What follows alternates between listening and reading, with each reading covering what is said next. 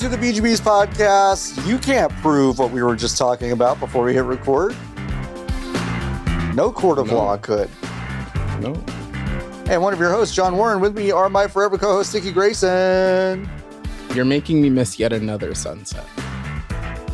Yet another kind of all-timer. Skill issue. With It's me not a also skill is issue. Lotus. I just sneezed. It's all out of You my did. system now. Okay, good. I'm glad I kept myself muted. Yeah, all of the sin is gone. Me too. But it would have been good. You know what? It would have been good podcasting. It would have been is great it podcasting. How is it a skill issue when you pick when the time it's your podcast? Hi. You should have overthrown Hi. the daylight savings time Hi. people by now. Hi. What do you mean I pick it? What do you mean? Every day you say Give the podcast. me Every day. Give me the alternative time that would work for you. Every day. I will grab it like the brass ring. Every day you say the podcast. What time is sunset for Nikki on Friday? Yeah. And then that's when you say the podcast has to That's start right. every It's going day. to keep moving. It's gonna I keep can't wait moving for a us to little bit start later. recording at 4:12 p.m. Yeah.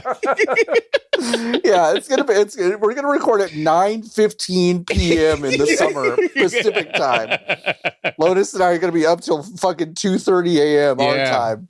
And the thing is, the sun will still have barely set for either of us. No, I know. Fucked up. Yeah, super Anyway. fucked up. I like more sunlight though. Good, than less. good stuff out there.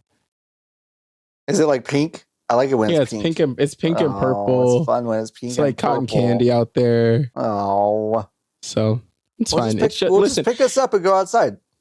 You're like Squidward when he's in the house. I can't do that. It's just like you get an infinite number of these, So Yeah, It's true. Yeah, that's what they say about our planet is that we'll have kind of an infinite amount of it. All the Infinite for experts our are saying lifetimes. it is probably infinite for us. That's true. yeah. That is true. Hey, welcome to the show. Lotus and I are now. You said before we jumped on that it's not that cold where you are. Not yet. Okay, it's fucking Yeah. cold here. I was outside earlier doing some stuff, and How far and apart are we? We're like 4.5 hours ish. Right. That much I know. Miles-wise, I was trying to figure out I miles. don't know. I only 350? do- 350 is my Uh, guess. Because it's, I would say 300. It's 220 to Corpus. No, 440 to Corpus. I'll change it back to 450. That's or whatever the fuck kilometers. I said. Why would you? Hey Google. Hey Google. Why would you ever show me kilometers? Ever? Where do you think I am? 256 miles. France. Oh, okay. Well, It's going to take a while for the cold to get here. It's Yes. like I was outside earlier, like at 2 p.m. and it was like an annoying temperature. It was like in the the upper 50s. That's an annoying temperature to me. I don't Yeah. like that temperature. Can't 'Cause have a in- jacket, can't not have a jacket. In the shade, it's cold. It's like Yeah. cold. And the once sun- again, this is why we hate San Francisco. This is Thank you why so we much hate for fucking San joining Francisco. the San Thank you so Francisco much. Hate Watch. fuck that stupid city. Ours is going to Um, be a precipitous drop. Yeah, and like just a couple, I was like, oh okay. Jeff's store dropped off an additional charging brick that I set up in case everything goes down, and yeah, it's like 30. It's now like 35 degrees. It's really cold. that's tough. Yeah, It'll be Yeah. warmer tomorrow, though. No. warmer. That's a That was good a joke. joke. That was Yeah. good. That was well Ours- delivered. The thing is, ours is coming all at once. So it's not going to be like 50, then 35, then 20. It's going to It's go just- No, from it's just 20. 50 You to just 25 in like a couple of hours, I think, Cool. tomorrow. Cool. That's healthy Cool. and good for the like all of the systems and stuff. Yeah. Yeah. Well, they weren't Um, working anyway, so it's okay. Ah, so then what's the They shut fucking off our loss? water for like 6 hours today to fix You the need that? pipes.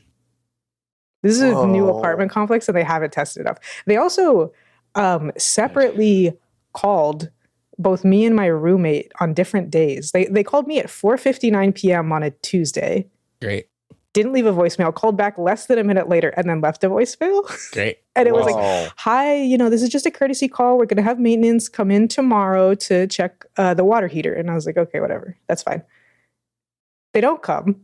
Yeah. And then the next day at like, I don't even know when, 3 p.m., they call my roommate and tell her the same thing for the next day. Folks, guess where they're not been today.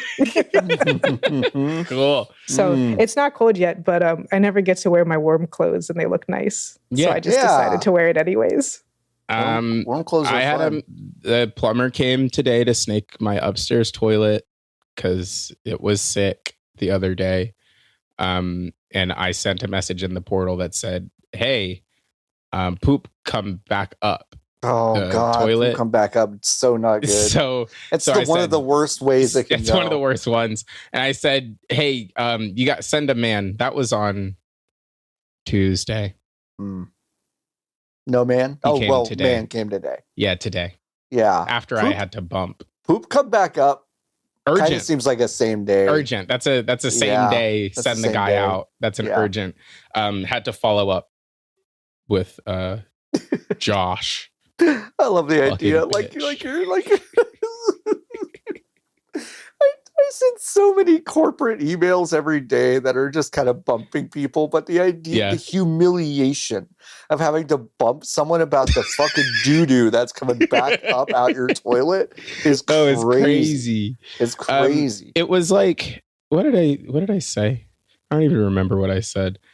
I am one more issue away from being snippy with him. Yeah. Hey Josh, just trying to touch base today. If we can like reconnect over a call or something and we can get the poop to go back down, that would be great. Yeah. Hey, sorry again. I just really want to make sure we're aligned on getting the poop back down into the toilet and not back up. So maybe we could put an alignment meeting on the schedule. You want to come Apple over? Intelligence. Nikki says poop come back up, and that's a problem. You know what's really crazy about the Apple Intelligence stuff is that to me, it operates exactly how the radial dial in Mass Effect works, in the sense of like you'll have an option that's like, I disagree, and when you select it, Shepard's like, I'm going to grab you and shoot you in the throat and then threaten your kids. Or and it's like the Fallout 4 one where they all say different things and then the voice is, huh? Yeah, right. Or sarcastic. Yeah. Huh? It's like, it's so useless. Like I read one earlier this morning that was just like, oh, like that's a summary of that tells me I don't need to immediately respond. Mm-hmm. And like an hour later, I was like, ooh, that needed such a faster response than I gave it. Yeah. Why would tough. that Why summary would they do that? Is not great. So don't use it, folks. Turn it off. So my phone just doesn't ring. Yeah. Now, like it just doesn't ring all of the time. Like I will pick up the phone and it will be like, yeah, we just hung up for you. Yeah. It's like, what? Yeah. What?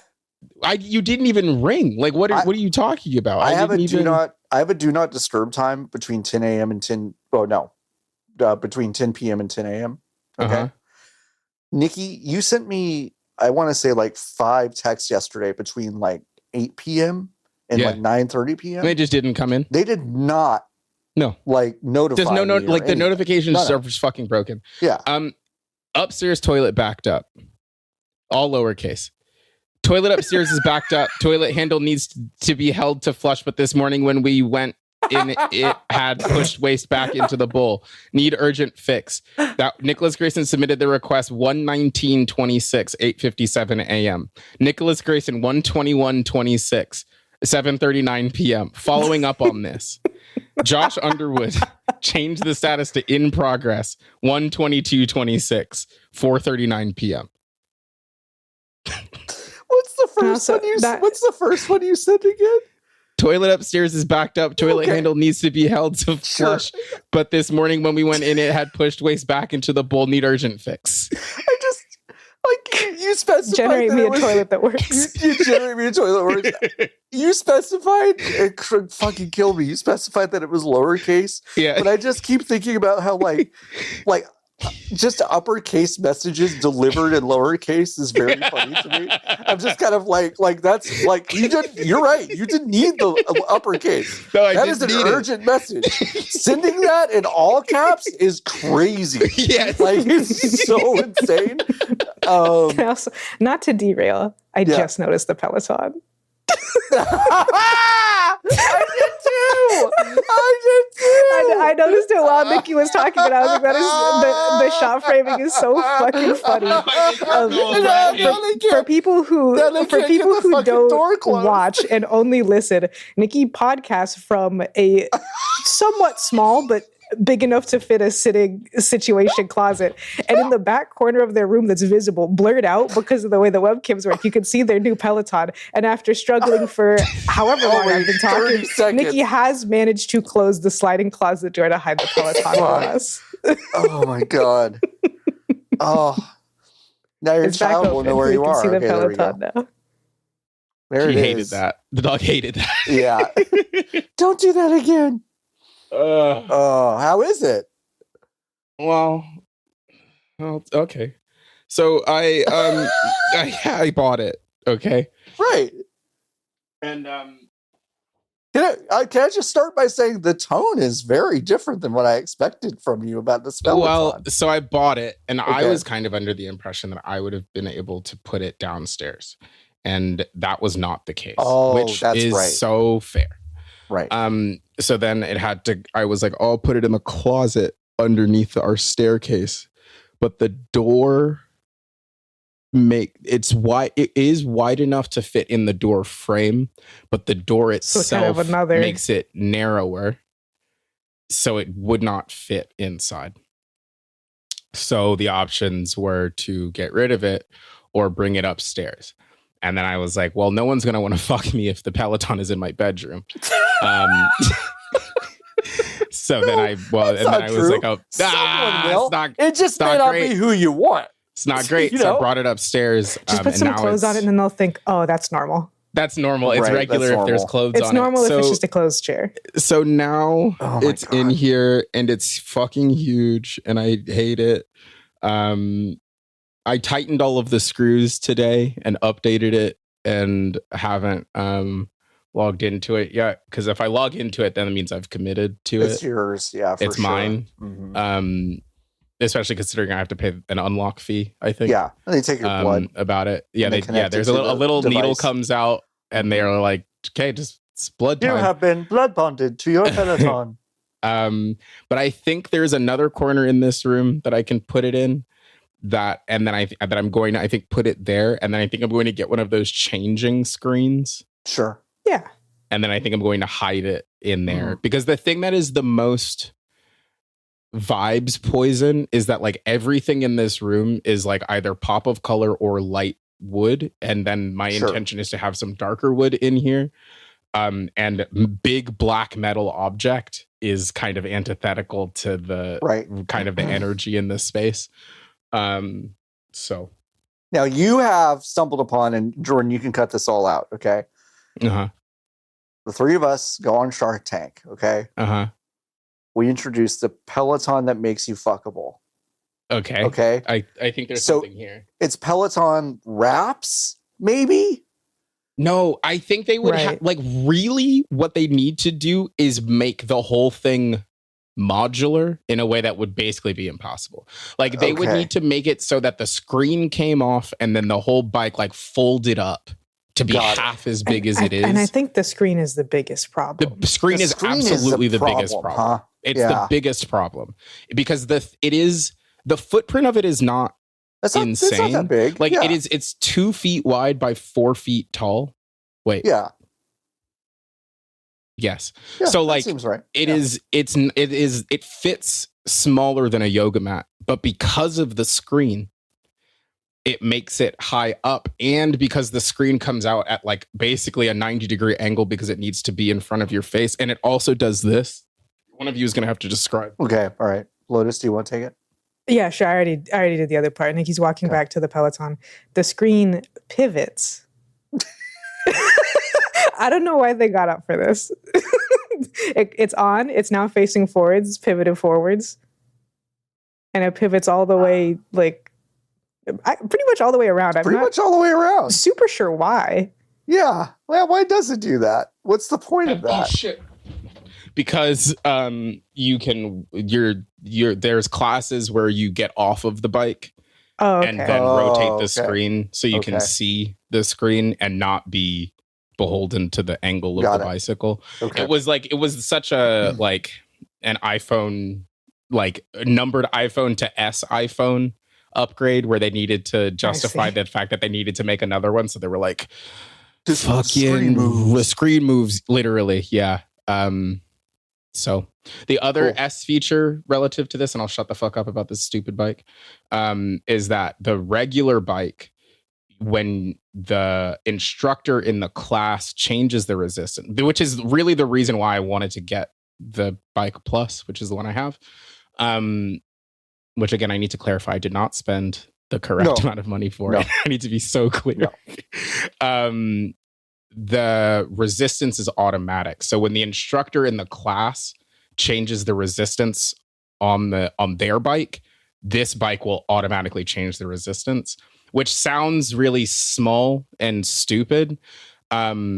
But for me, a person who is like, I'm trying to get on the bike and then the only thing I'm doing is pedaling. Sure. Like that, I like super need that. Cause like, I don't want to have to look down and then fiddle with the looking down and fiddling takes you out of it. Yeah. So, and I didn't want to do that. And like, that happens to me every time. I just like, I get into a mode. I'm like, wow, I'm in the zone. Yeah. And then like my physical therapist is like, all right, it's time to like, cool down, lower your resistance. I look down and the time is there and the resistance is there. And I'm like, no, like, I just don't want to do this anymore. Yeah, no, I'm like, I just, it also, the other thing is that like, if you give me the option to make it lower, I will make it easier. And like, there is still nothing stopping me because I'm like, well, I control the buttons I press, I don't have, it doesn't have to be hard. Now, so I'm just gonna literally, exactly. I'm like, oh, like you're giving me this range. I'm going to turn this shit down. But if I'm like, hard, stop, stop yelling at me. But if I'm like, well, no, Bianca or whoever she says it's supposed to be 60. So it's 60 because she has set it to 60. That is like so much better for my brain. I just need to be told to do things. Yeah. And I'll fucking do them. Mm-hmm. So yeah. There's a chance it'll be not in the house by this time next week. No. It's like 60-40. You think so? 60-40 staying, to be so clear. But it's like not, it's like there's a big chance that this object will not be in my home next week. All right. That's fair. Well, there's a good chance a few other objects won't be in the house next week, like what's six Sure. Ubisoft games. Okay. Were you gonna say the other one and then pivot it? I pivoted because it's too far out. It did the segue didn't work, And so I started with one. I was like, this one's also pretty big. We could start with this one and go back. So, there's a giant phase of cost-cutting measures happening over at Ubisoft, which resulted in the cancellation of 6 games, the delay of 7 more.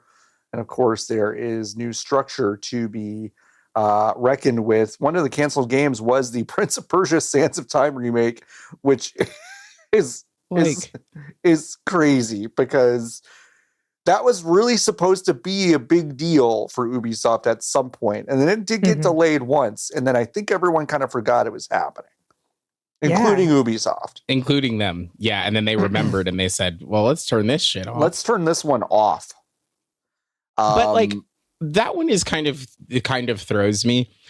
I understand why the market does not do this. Just put it out. Just put it out. Just be like, didn't finish it. Didn't finish it.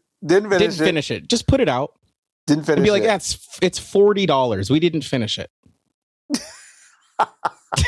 Like, I don't know. What's it going to do? Hurt their reputation? No, that's what I'm saying. Like, literally, exactly. I'm like, wouldn't it be a better like a better story to like as far as like damage limitation and damage control, to be like, well, fuck, listen, shit's sick over here. I don't know if y'all knew. The business is dying, Cloud. Like, I don't know what to tell you. Wouldn't it be better for them to have been like, okay, and also as part of this, these games are either playable in some capacity or are, in the case of this Prince of Persia game, I would assume pretty far along, unless they just hit the big red reset button. I do think they did a couple years ago. They reset the game. Yeah, I don't know. But there's still like, if people were working on it, if people were working on it last week, the video game is far enough along that they could be like, listen. And also, it was Ubisoft Montreal. They can make a game in like 9 months, and it looks like okay. Yeah, like I just am. I know exactly why they don't do it. It's because of a reputation. It's because you don't want to have to continue to pay royalties on this thing that you are not, like, if you cancel the game, it ends up being cheaper for you in the long term. Yeah. But for a company that has literally no good news and has gotten into bed with Tencent and the Kingdom of Saudi Arabia, is that right? Or is it Qatar? Yeah. Is it the Qatari investment fund? Different. It's the Kingdom of Saudi Arabia. PIF. Okay, great. People's Investment Fund. I love those guys. Love MBS. I just fucking love that guy. He just makes stuff I like. I mean, like, I don't understand. Like, he might have just gone into the embassy and just fallen apart. We don't like know. Who's to fucking say, right? Like, you went to the consulate, and when I go to the consulate, I break apart sometimes.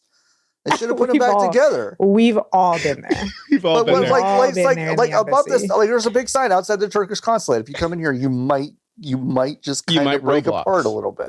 That happens. Anyway. Yeah, no, this is tough. It is nuts to watch. This must have been what it was like watching General Motors die in 2008. You know?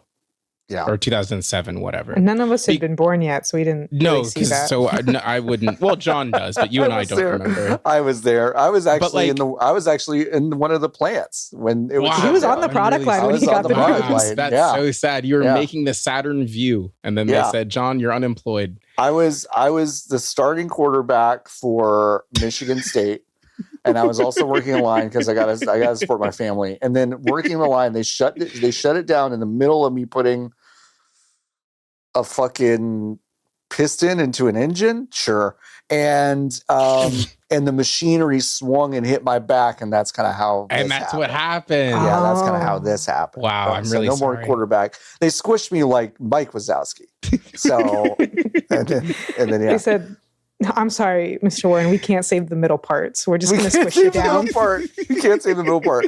The organs will be there, but we got to squish you down. We got to squish you. We just kind of glued shoulder head to pelvis. Is that all right? The pelvis, is that fine? I said shit. I said, will I ever be able to throw a ball again? And they said, in a way. In a way. It can leave your hand, for sure. Yeah. It's really long, though. It is weird to watch. This is a slow really motion. Odd. Yeah. It feels really slow. because it has felt for so long like, oh, well, Tencent will get them. Right. And then they didn't. And then it was someone will get them. And then for a second it was, well, Saudi Arabia will get them. Right. And then they kind of got them, but like not in a way that'll keep Ubisoft alive, you know? Right. So it's all very odd. All the bets on Ubisoft seem like weird hedges. And when you split the company apart, it's weird. It is that Hello Human Resources meme of like when Nintendo splits their internal teams up into a bunch of like kind of creative business unit 3 or whatever, where it's like, oh yeah, no, that makes sense. But now Ubisoft has done it, and I am kind of like, uh-oh. The main thing is like it makes sense if Vantage Studios is not a part of this, which is the whole thing. So like there's going to be 5 creative houses, and each one is kind of like a different broad genre. And you're like, that makes sense as a way to organize a company. And then all of the biggest franchises are in Vantage Studios, which is the creative house that's co-owned with Tencent. Yep. Mm-hmm. And so it's like, if you were going to have the single player cinematic house, then it should be led by Assassin's Creed, but it can't be because it's already Advantage Studios. It just doesn't make any fucking sense. Yeah. So it's obviously like, so they're just going to sell all of them except for one, right? Yes. At some point. Yeah. Yeah, they're just going to spin them all off. And it's just going to be Vantage, right? Yeah, but that's what I mean. Like, Ubisoft looked at what happened with Embracer and didn't say, let's avoid that. They said, let's do that. Yeah, we'll do it ourselves. They said that second part where they cut all the costs, that's like the very attractive. Hey, speaking of cutting costs, also, we're jumping around. The weirdest thing to occur with this for me is that this is reporting off of a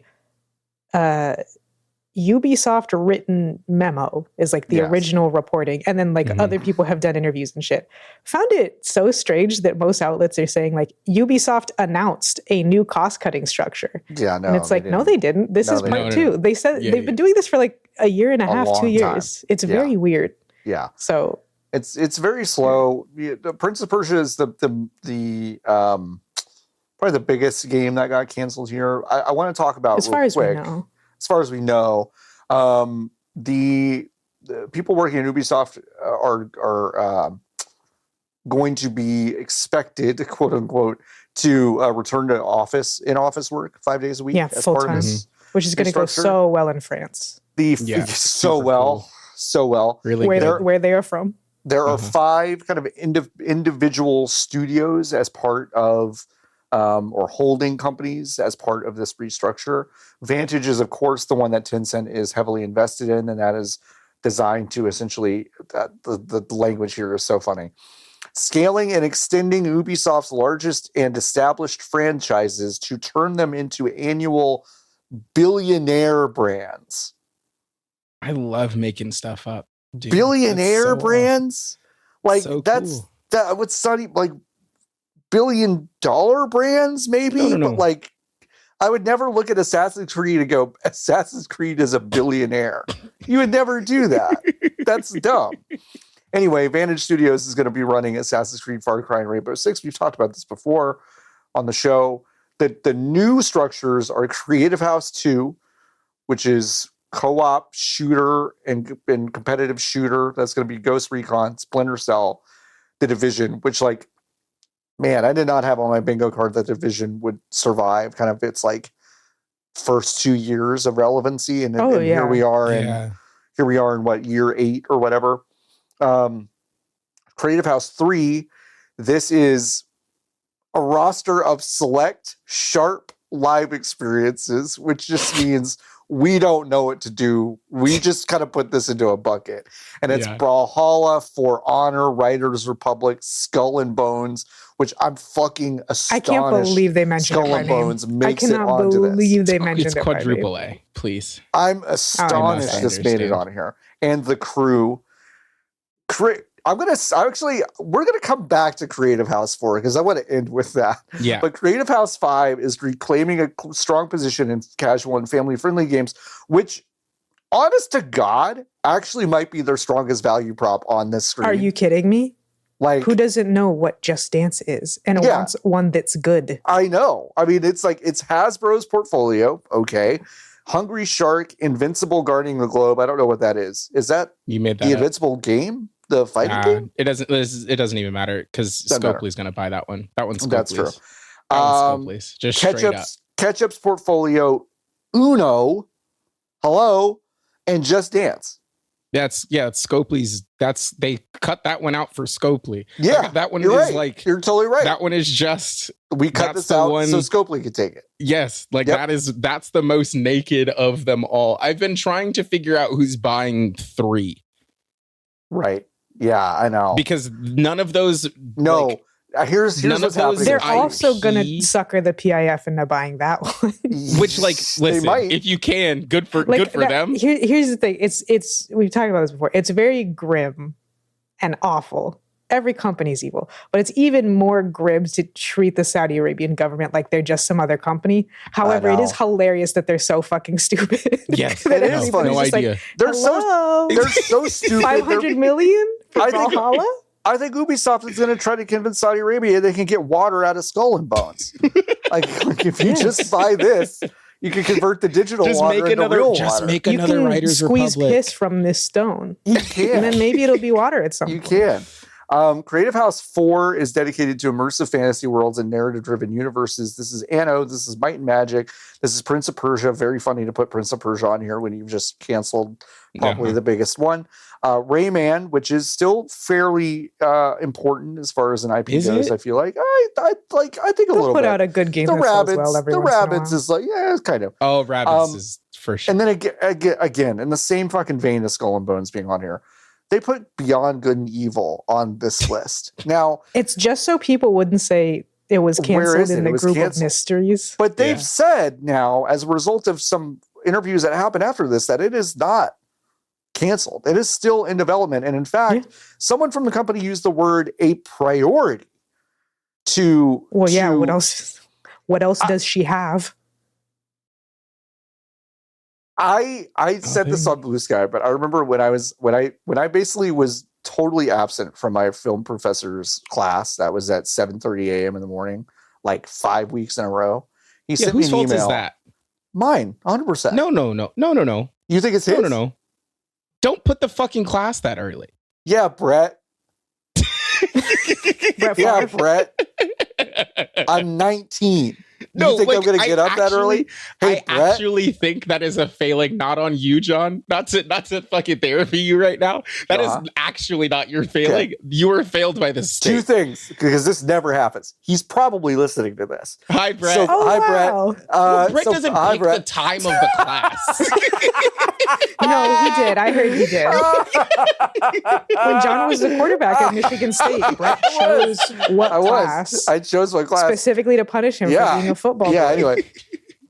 anyway. But Nikki, I kind of agree with you. Anyway, Brett sent me an email that was basically like, hey, this feels like it's not a priority for you. Yeah. Damn. And then were you there the next day? Nikki, I was so mad when I got that email. I was like, you motherfucker. Like, I cannot believe the audacity for someone to say that to me.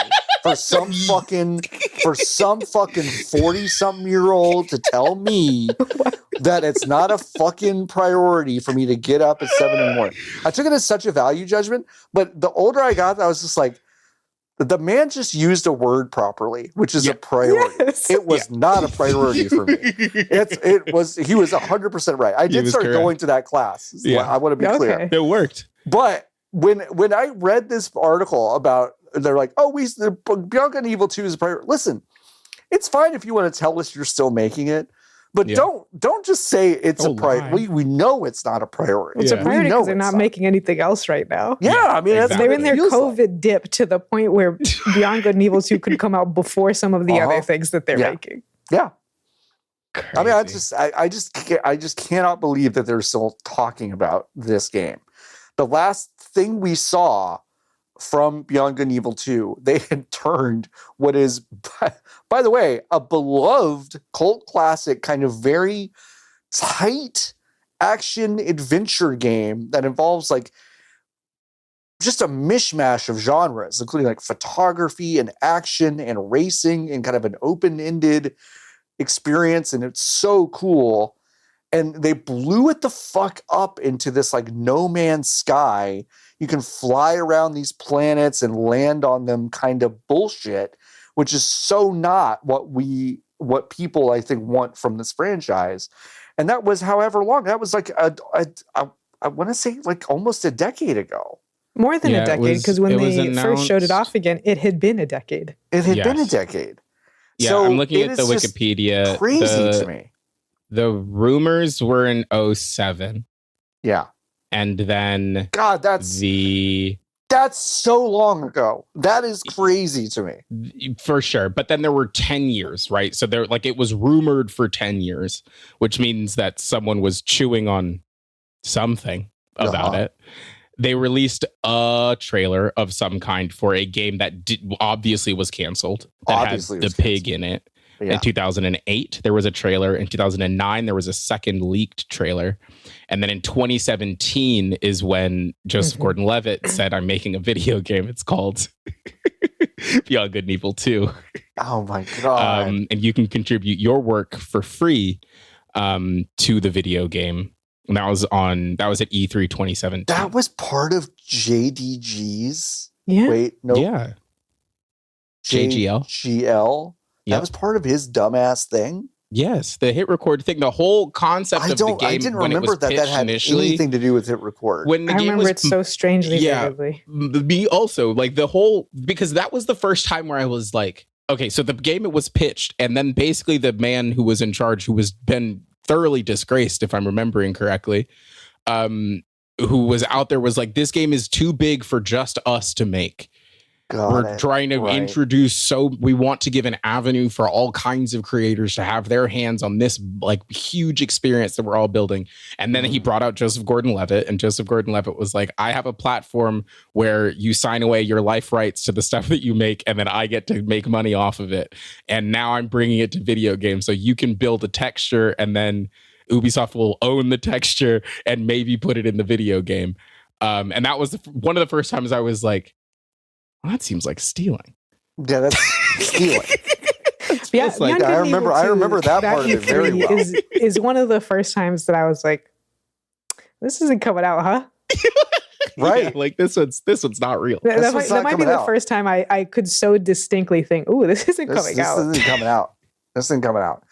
Was that the same E3 as the Division reveal? Hold on, let me look. Ooh, I don't know. Ooh, that could be 2017, because the Division's 2018 or 19, right? I thought Division. I just remember when that fucker closed that covered. door. I have a memory of covering the Division. I feel like so it wouldn't have been 2017. Oh, the Division was 2016, so it was. Whoa! Wow! It was announced in 20. Earlier. Oh, the sequel's 2019. I see. Yes. Okay, maybe that's what I'm thinking of then. Okay, hold on, wait. Let's. They would have done a big thing about it though, because that's how Ubisoft used to do E3. 2019 was the one that we went to. That was like the last one. Wait. What? No fucking way did they announce this video game at E3 2013. The Division? When was the one where he closed the door? Huh? You know what I'm talking about? The guy sidles up to the back of a cop car and it's open. So the door is open. It's ajar. I legitimately thought that was one of the coolest things I'd ever seen. The door is ajar. He goes to like do cover on the door like it's a Gears of War, and I was already like, well, fuck this. This is stupid. I don't like Gears of War. And then he sidles past the door that is open, and the character reaches his hand out to shut the door so he can get to the rear quarter panel of the car before he then pops up. And I was like, yep. That's the fucking future. There's animations we've never heard of before. I've never fucking seen before. We've never dreamed of this. Yeah. God, that's crazy. Well, rest in peace, Ubisoft. Wildlands was pretty good. Yeah. I don't know why they didn't take this off ramp for half the things that they listed on the studio sheet. Well, because we stumbled into the reason, which is they're going to sell it to the PI. Sell it to the biggest rubes in the world, apparently. Yeah. The third and final phase of this restructure will yield 200 million euro in cost savings over the next 2 years, according to Dujouet. So John, I asked you this question, and I'm going to ask Lotus, and I guess Frederic Dujouet. Sorry, go ahead. I texted John earlier this week, and I was like, "Does Chipotle make it to 2030?" Which I think they still do. I've thought about this a lot. I think they're still pretty popular. Lotus, do you think Chipotle makes it to 2030? I don't think they should. Yeah, no, that's a different question. I appreciate that response. But that's the thing. I dislike Chipotle so much that they seem degrees more popular than they actually are, because I can't understand why someone would eat there in the first place. Sure. And I think that's so 2030, fair. Yes, but like, is Kava making it to 2030? No, there's no way. Like Quiznos, I can't believe Quiznos Kava's still not exists. making it. Quiznos, Qdoba not making it. What's the one that's not Quiznos? Oh, Panera.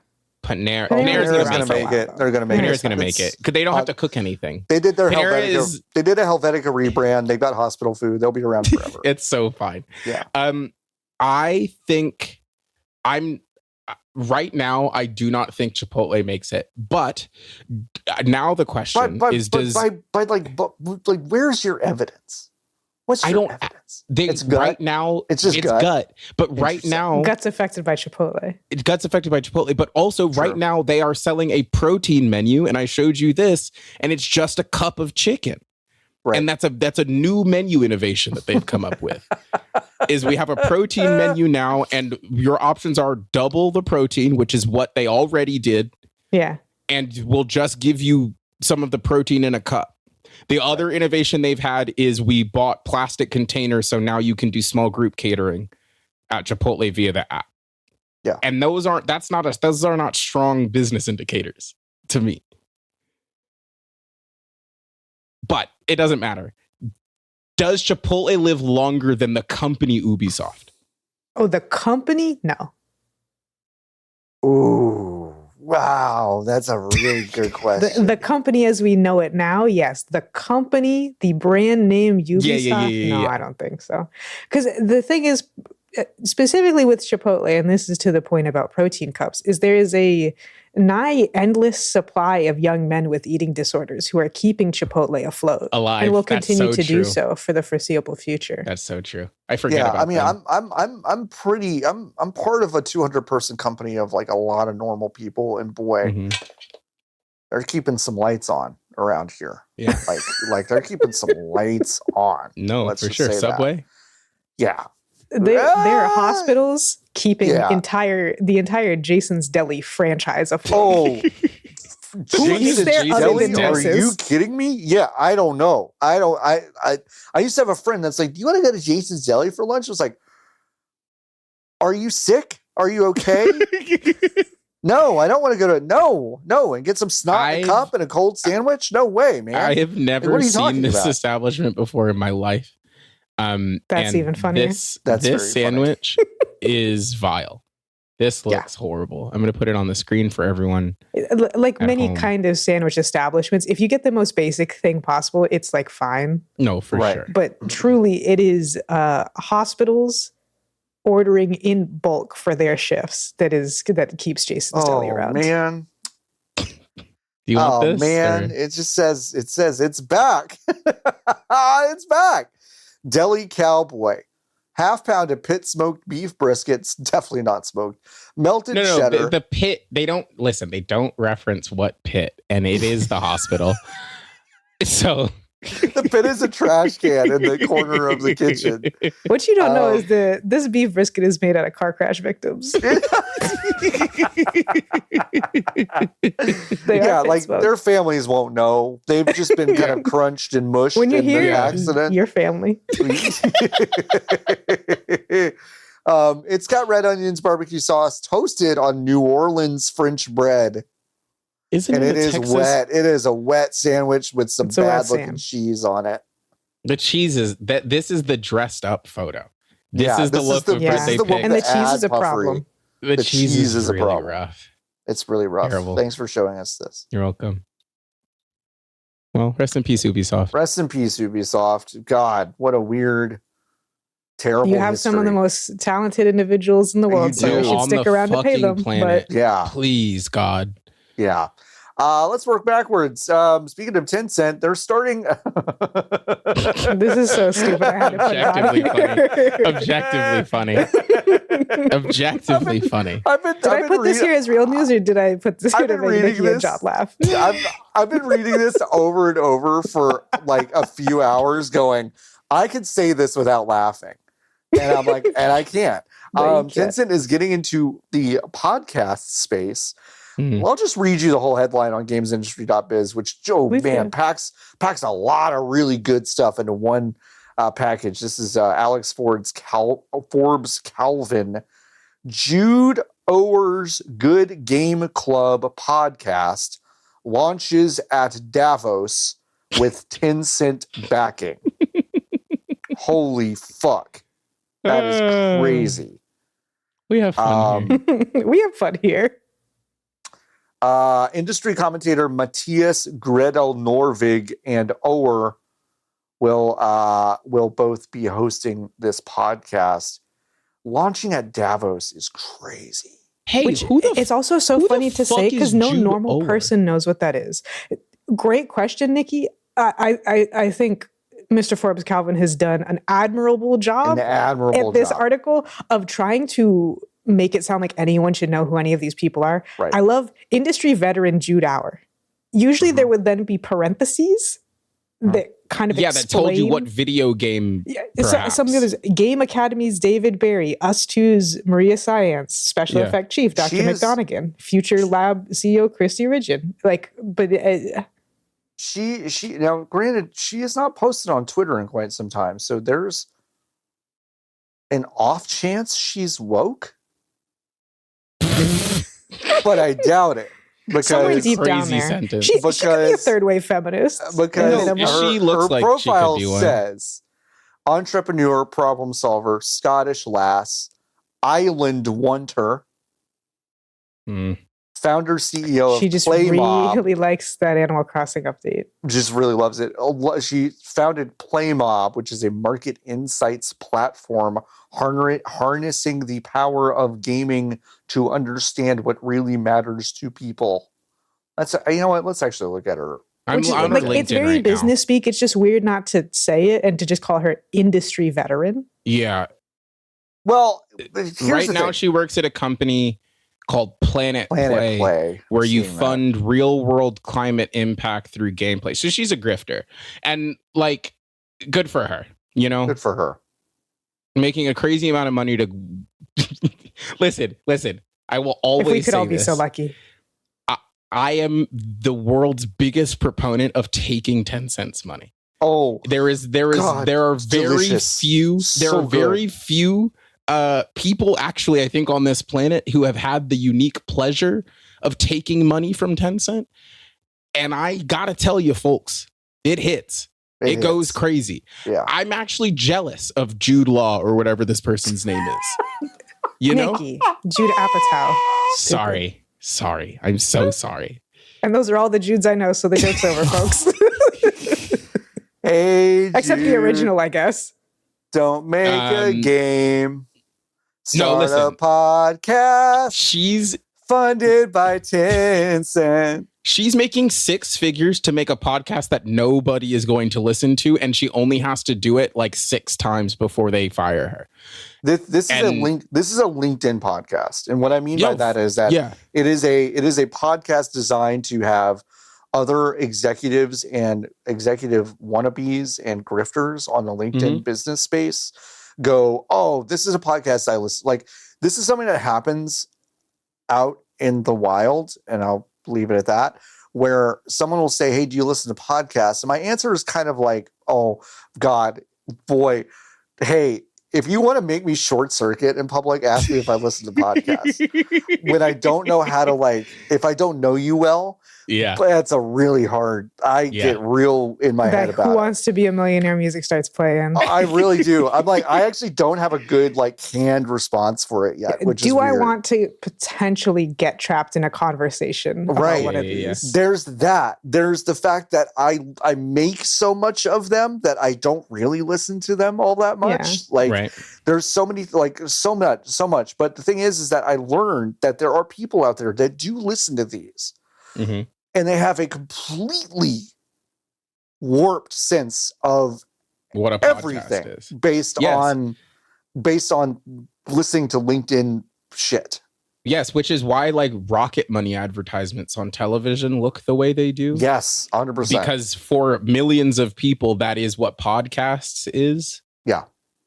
And then that's why you have Rocket Money or whoever the fuck brand selling you.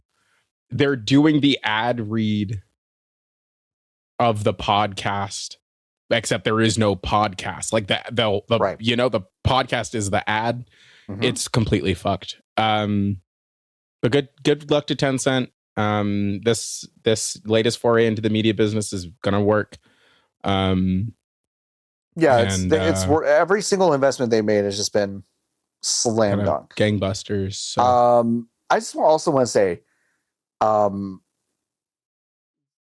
Our said, by launching our new podcast at Davos, we aim to share this message with the world's most influential leaders to ignite action tied to this year's forum theme, a spirit of dialogue.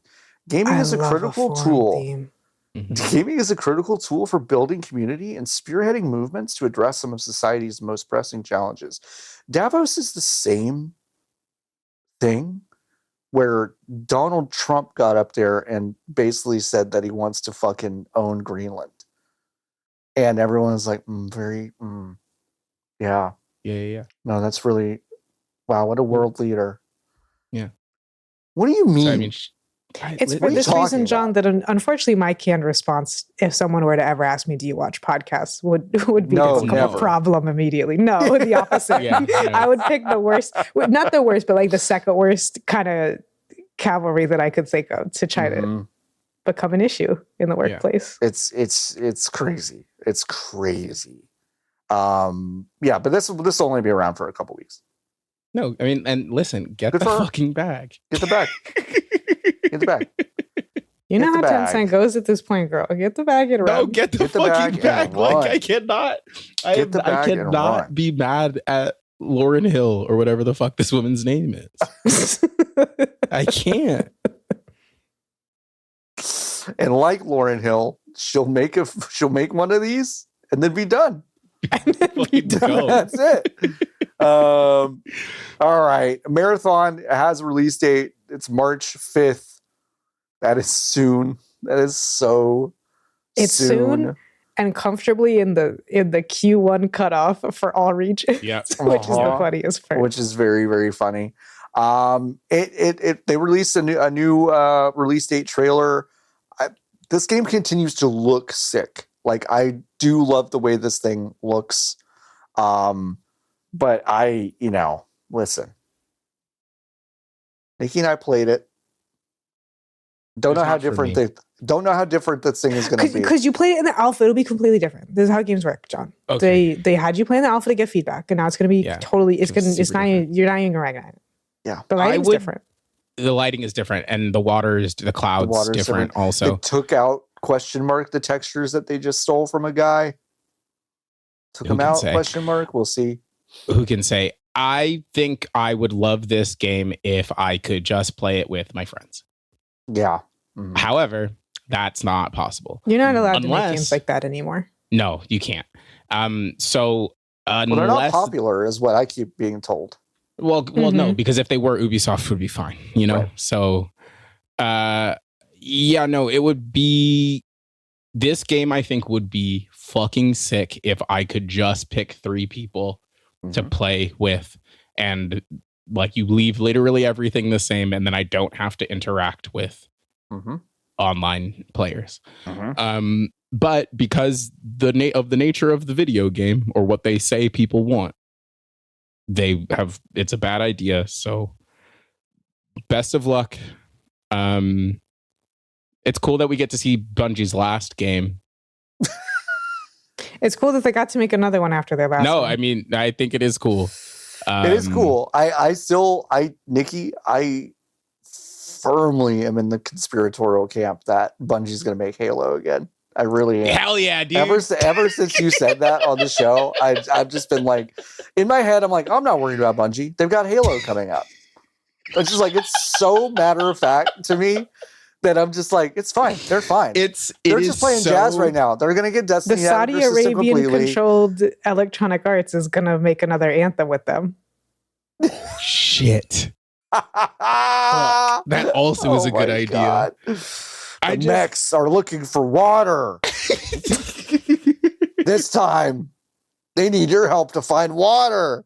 God, wouldn't it be fucking sick if all of their investments in games coming out of them are just like creative ideas to find water?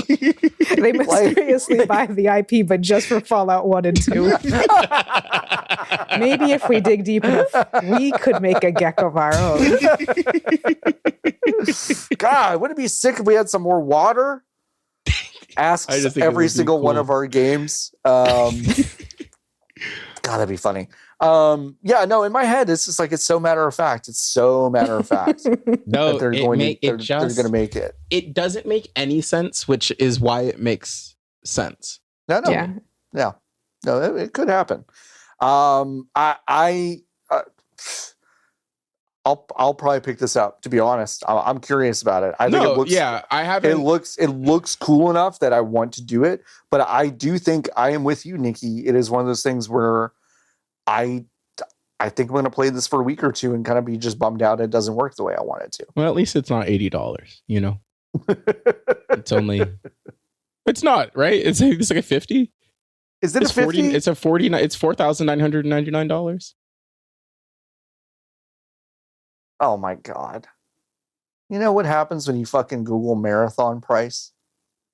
Yeah, you get yes, it's a stupid name for a video game. $40. You're right. Yeah. But if you wanted a cool box and a statue and a worm. Yeah, tell us. $229.99. Yes. Just a quick question. Do I get the game? It would appear so. Yeah. Okay. Bungie was doing really a thing for a while. Well, no, they were doing a thing for a while where you would buy the special edition and it would not come with the video game. Mm-hmm. And I have learned actually through my employ that there are a lot of Sony. It's different now because it's a Sony first party. So actually that's probably why it does come with the game. But when you make a special edition or a collector's edition, if you put all of the stuff in the same box, that creates another SKU, which has to then also get rated by the ESRB again and has to have a bunch of different stuff physically on the box. But if you loose bundle it, which is to say that you just put all of the stuff in one box and then you trust the people who are buying it to figure it out, then you don't have to do those things and it does not count against. It doesn't get, yeah. I learned that pretty recently, actually. So the more you know. The more you know. But that's why sometimes you get special editions that are packed where the objects are loose. And then sometimes you get one where all of the things are in the box. Or you get one that does not include the game. And it's because you have to go through the approvals process differently when you do that. I love the trailer for the collector's edition. There's a trailer for the stuff. Yeah. Can we watch it? Yeah, we can watch it. I'll put it up. It's only 51 seconds long, and 25 of those seconds are dedicated to the box. Fuck yes. Shut up. God. Sorry. No, YouTube just annoyed me. Wow. Not y'all. No. It's fine. No. It's funny because you said YouTube, and for a brief second, I did think you said YouTube. That's what I thought. You know what? You know what? You two are pissing me off. You might have to turn it down. It's unclear. Nikki will come back when they're ready. Nikki will come back when they're ready. They're there. There we go. Oh, fuck yes, dude. Lower than that. Lower? Lower. Because it gets. There's a really good beat drop in it, though. I just want y'all to be ready for a really important product. Okay, it's a hexagon. It's a tower. It's hexagon. Thief /icon. Mm-hmm. That's me. 10-cent thief /icon. It's got a condom on it that they took off. Yep. And it's cool. It's holographic. It's all the levels because they're robots or something. That's fun. Oh shit! And then you reveal it, and then it's the skit.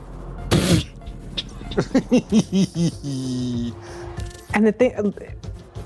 Is it coming up? It's only a minute long. It has to be here. Are you ready for what else comes in this? It's a worm. It's a fucking worm with katakana on it, baby. The Sekiguchi Genetics Bombix Mori. It's a collectible weave worm miniature, guys. It's fucking cool. I like it. It's got a worm in it. Cool worm. It's got a cool worm in it. The idea of the statue is nice. The thing is, wait, no, it says down there, game code not included in all editions. In all editions. Editions. And that's really interesting. Marathon. Because they have different editions where you do choose where you would get a digital download key. Got it. I see. So, I guess presumably they have one where you're like, I bought the game already once it comes out. Okay. And I loved it so much. I loved it so much. Well, I need the worm and the robot feet statue. I want to support my favorite indie dev. My favorite indie Bungie. I'm going to pick this Listen, up. good for them. I have a newfound respect for the creation of these products specifically. For sure. Yeah. So cool. Well, they're fun. They are fun. Yeah. This was like, I'm sure this was a labor of love for someone for a while. The drop on the worm is delightful to me. The drop on the worm is the dumbest thing I've ever heard in my life. I hope they all laughed as hard as we did every single time they had to watch that. It's really funny. Yeah, I hope some poor marketing person cutting the thing together was like, they want it to be more bombastic. Fine, yeah. The fucking drop on the worm. And they laughed to themselves and then delivered it to raucous applause. Yeah, no, listen, good for them. And I hope the paint on those statues is nice because the idea of it's very cool. Ooh, but the part of me that loves dolls, every second watching the face close-ups, I'm like, that's so easy to fuck up so bad. Yep. For sure. All right, let's move on to Capcom. They are, of course, dabbling in generative AI. In a recent interview with Google Cloud Japan, Kazuki Abe, excuse me, let's take that one more time. Kazuki Abe, thank you. Technical director at Capcom is trying to basically streamline a lot of their processes. They don't want to use it for gameplay stories or character designs. We've heard this before. Often it can lead to some slippery slope kind of shit. But what did you think about this, Lotus? Yeah, whatever. Like it's weird for Capcom, but it also makes perfect sense for the way that Capcom is now, where they have just like, I think, kind of totally abandoned the idea of doing anything artistic ever again. Yeah.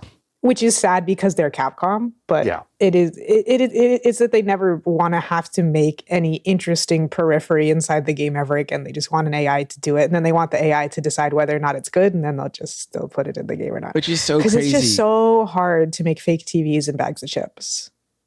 It's really difficult. It's tough. It's tough. It sucks because the last Capcom game I played was the Exoprimal, which is really? That's the last. They don't make stuff I like. Played. Yeah, no. I'm just trying to think. Yeah, I mean, I guess that's right. Yeah, I mean, you don't play Street Fighter. You didn't play Monster Hunter Wilds. Nope. Okay. All right. Yeah. They don't make stuff I like anymore. They used to. And they make Scarems. They make Scarems. Yeah, they make Spooky Game. Yeah, no, they used to make stuff I liked, and now they don't. What was I saying? You were talking about Exoprimal. That was the last game. Oh yeah, and that's an idea that only a person can have. Yeah. Exoprimal, I know. Because it's stupid. Compliment. Yeah, it's fucking dumb. Dinosaur come out of Portal, and it's the Left 4 Dead, but it's dinosaurs, and you are close the dinosaur portal. Yeah, like that's a guy's idea, you know. Mm-hmm. Right. And like you can't do that with computers. So to be like, I don't know. I don't know. You know, allegedly those high level ideas, which also like Capcom has to go through such a ludicrous, ridiculously rigorous process to come up with new ideas, kind of in quotation marks, because of the Japanese copyright and patent law system. Because they don't want to have to pay money to Nintendo, obviously. Yeah. Or anyone else, because it's crazy. It's a whole thing. But it's so like, okay, even just doing the periphery stuff is like, well, it's interesting when you can read a fake newspaper, or when you look at the fake TV in a game and it's called Boney or some shit like that. Like stuff like that. You made up some weird brand of chips.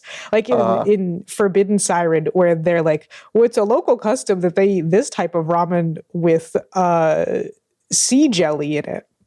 And it makes them have weird hallucinations. And then the development team tried it in real life, and they were like, this shit's nasty as fuck.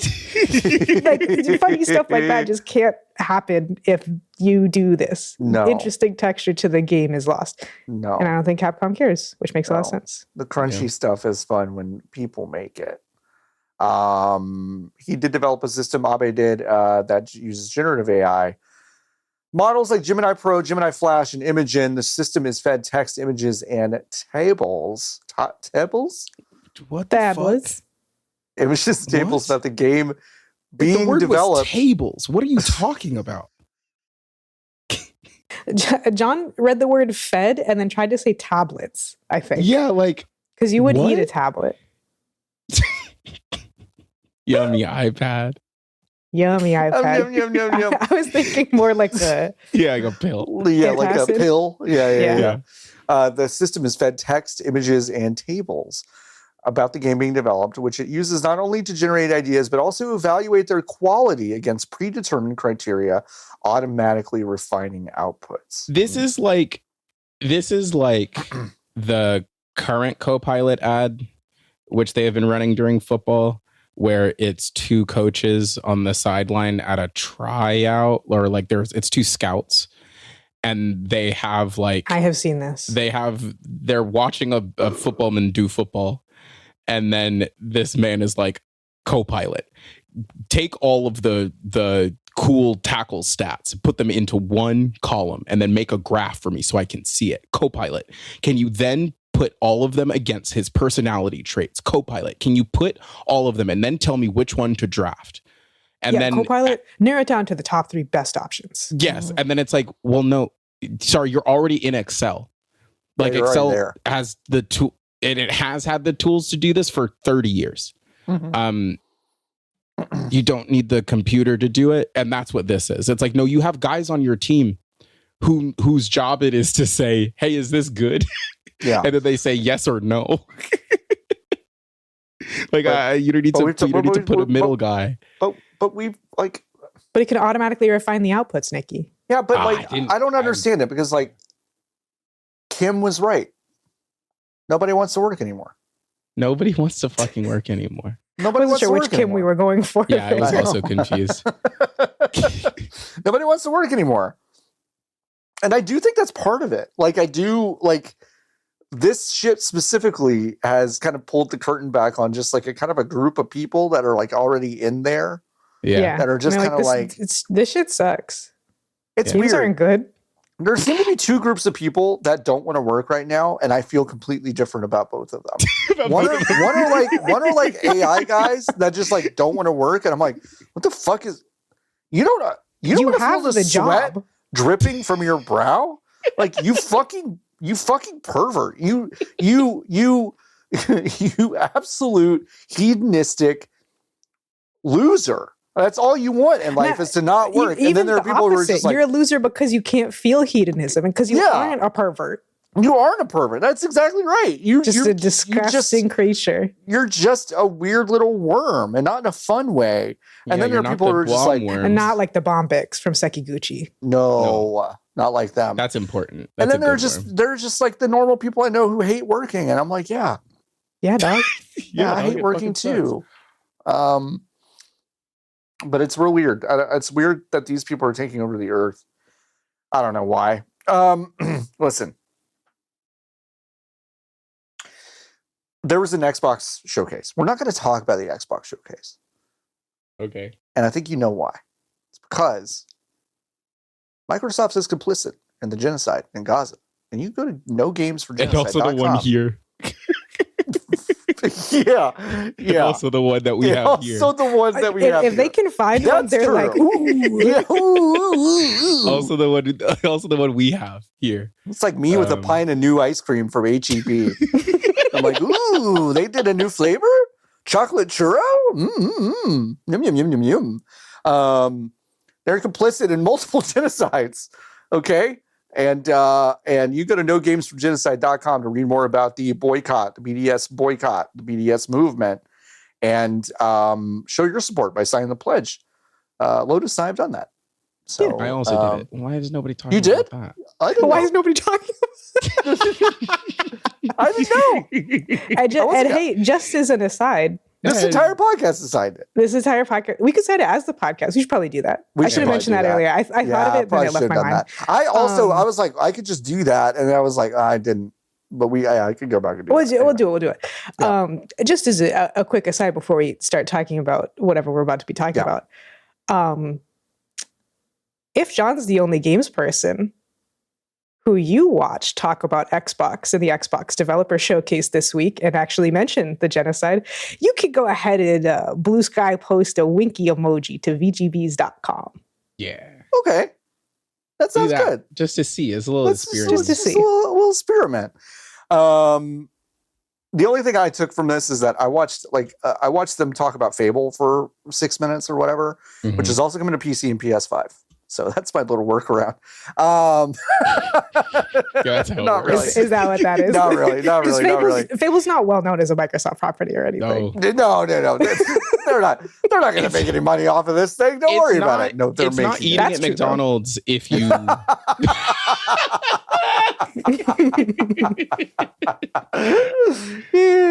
It's not eating at McDonald's if you use DoorDash to get it. That's true. Yeah, it's not eating at McDonald's if you don't eat the buns. That's true. That's also true. All these things are true. I look. This looks like a third-person action RPG, right? If you've played Fable, you've played them. The thing that the game got rid of that I want to talk about just for a second is like you used to be able to if you killed a puppy or like a random villager or basically became Ebenezer Scrooge, you'd look evil. You'd grow horns. Yeah. You'd do these. You'd look like you're a real piece of shit, which is, by the way, like realistic. Like just look at all the bad people in the world right now. They've got horns. They've got terrible skin. They just look terrible. And if you're like good, then you're a beautiful person and it's great. They've done away with that because they go, morality is subjective. Okay. And what's the line that fucking killed me about this one? Oh yeah.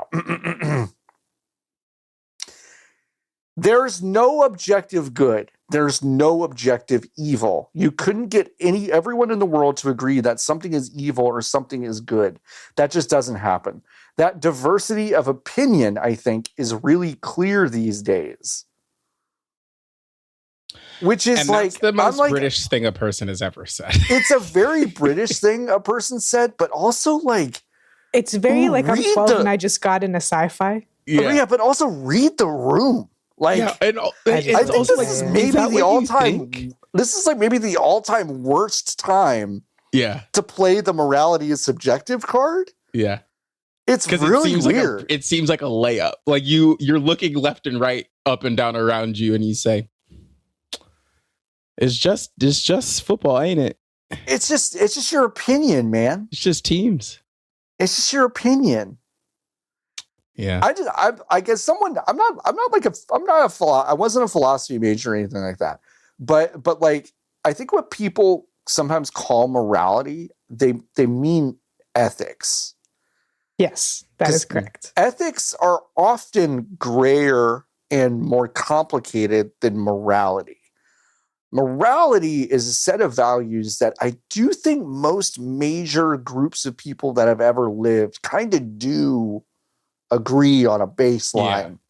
Yeah, we got 3 different books about it, and they're pretty important. 3 different, like, unbelievably influential books about it. Yeah.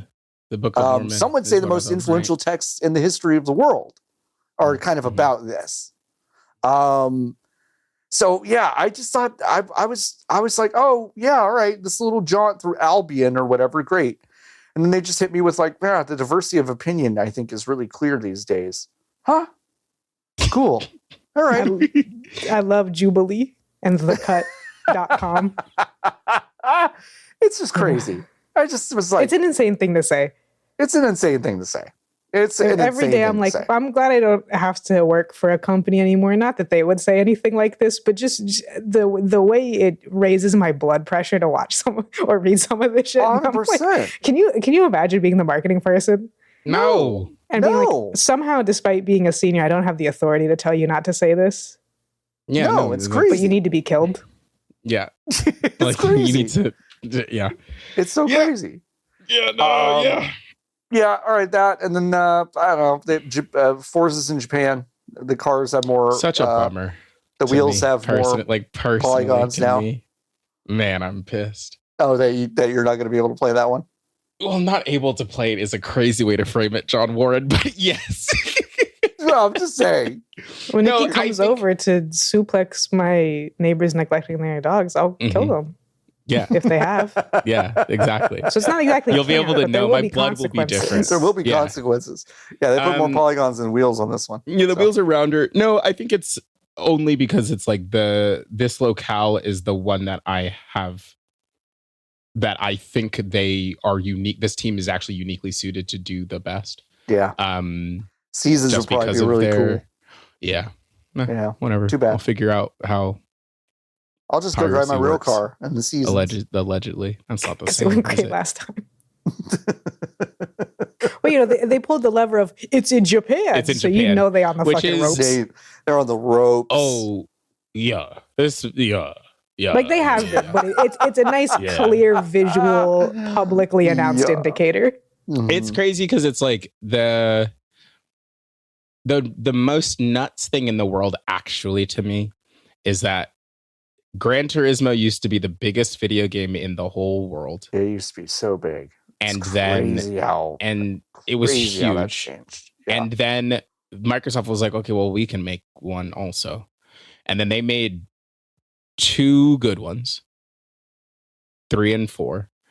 And then they were like, shit seems hard though, huh? Seems hard. It really What if we just overthought it. made Need for Speeds Yeah. instead? And then they made 3 more motorsports, 4 more motorsports, actually. Mhm. There's a Forza 8 Mhm. that came out like 2 years ago that nobody plays. Or Nobody talks about her. Yep. And then Gran Turismo is like, people do play it, but it is not anywhere near like as much of a cultural like touchstone as It it used to once be- was. Which is so like you said, it used to be strange the to me. biggest thing in the world. Yeah. Yeah. And now like there are a lot of people who love Gran Turismo. I need to be so clear. Yeah. You are not going to walk into a mall and be like, hey, can everyone who has a PlayStation 5 come over here real fast? Yeah. And then be like, do you have Gran Turismo? Yeah. None of them are Turismo- going to say yes. Gran Turismo 3 and 4 like would take over the facades of games stops. Yes. No, for Like, sure. Like was a big every single person who owned a PS2 had a Gran Turismo game. Like Yep. not every single person. You know what I mean? Like a Yep. huge percentage of the people. And Yep. it just isn't like that anymore. And I think the thing that is shocking to me, perhaps, is that like I think the last handful of these Forza games, these Horizon games, because they are not actually being pushed by anybody, they Mhm. are the exact same one as the one before it. Yeah. It's just that they are the most Madden you could possibly get, which is very Madden. also what happened to Need for Speed at, like in the late 360 era, early Xbox One era, where it felt like a Need for Speed was coming out every 6 months, and you couldn't really determine what the difference was between them, other than the fact that the location was different. Mhm. And now that's where they are at with Horizon, which is a bummer because that team is really good at Really making good. them. Yeah. But they are not actually given the runway to have ideas about it. Yeah. But also maybe you don't need that many ideas about Maybe a you don't race need in that an many open world ideas. racing game, perhaps. But Yeah. the game's going to have to sell X number of copies because it's a Microsoft game. So it's tough. I can't imagine working at Playground. Like No, I can't either. the studio, that one studio is all of the hopes for Microsoft this year in the games division. Is it Poochie Hour? It's dog time. Poochie hour. It's dog time. Yay! Yay. Yay. Ugh. Let's get the Anyway, focus. that's it. That's all I got. Let's get the focus right. There we go. Hi, Philip Phil. is here. Philippe. Phil's here. Say hi to Phil, everyone. No. Mwah. He's so fuzzy. Someone wrote Highguard Monday. Yeah. So I don't know, was that you, Nikki? Yeah, of course it was. I think I've read it about 10 times, and I've only just now recognized what it's supposed to say or what it's supposed to mean. I thought you're kind of proposing, in the same way you have like Drag Race Tuesday, like Highguard Monday. I'm not doing that, Lotus. Oh, I okay. think the 3 of us, because I think that's how many people is on a team. Yep. Monday night Highguard. I think we should fucking hop into Highguard just to Okay, see. let's do it. I think it would be delightful Oh, for woo him. the 3 of us. Yeah, Woo woo him. I think we should play Highguard on the computer. My computer read this game. Yeah, probably, right? We'll try you got it. a 1060? We'll try it. Ooh. It'll run. It'll run. We'll try it. I like that. You got to be good at it. You played on the Blu-ray player. Ugh. Nikki, that's a Blu-ray player. It's not for playing games. It's called Blu-ray Station. Yeah, It's no, I'm sorry. my Blu-ray player. But also, I will say, it's been such a long time, but maybe I could get used to it. The idea of playing a first-person shooter without a keyboard and mouse is nauseating. No, for sure, but, like, that's funny. If I sit at the coffee table 3 feet from the TV, I can plug in a keyboard and mouse. Just me sitting on the floor. Yeah, you can do that. It's possible. Everyone's most anticipated game of 2026, obviously, is Highguard. It's coming out. I have a couple of questions for you all. Stop John going to the website. I know that's what you're doing. I have a couple of questions. I'm just looking at a couple things. Don't worry about it. Okay. I just have a couple of questions for y'all about the video game, if you do not mind. When does it come out? Monday the 26th. Okay, so that's right. That's correct. I remember it's 26 because we're in 2026. So it looked... That's smart. It's easy to remember by looking at it with your eyeballs. 126, 126. What? Whatever. What are the guys called that you are? They're Highguards. Incorrect. Lotus? I'm trying to recall any real posts I've seen as opposed to the fake ones that were going around. I'm going to say they're called Striders. Really close. Wardens. Wardens. Okay, so it's one of those. Yeah. Yeah, you were close. That's not bad. What are you trying to get? What's the thing that the teams are trying to get? Isn't it like a King of the Hill kind of thing? They're called glories. So, Lotus, your vote is for points, and John, your answer is glories. Yeah. Everyone's trying to get the shield breaker. Okay. Damn, I was going to change my answer to crowds, but that's not closer. Okay. I don't know. It's further away. And that's it. That's literally all of the information there is. There's a horse. There's a horse. No, for sure. There's a horse. How real the horse is up for debate, though. I think it is a ghost spectral horse. And that's it. Well, do you want me to read a couple of the trophies that are available to us? They've been like the achievements. Yeah, Hit me with some of the hit me some of the Chivos. Yeah.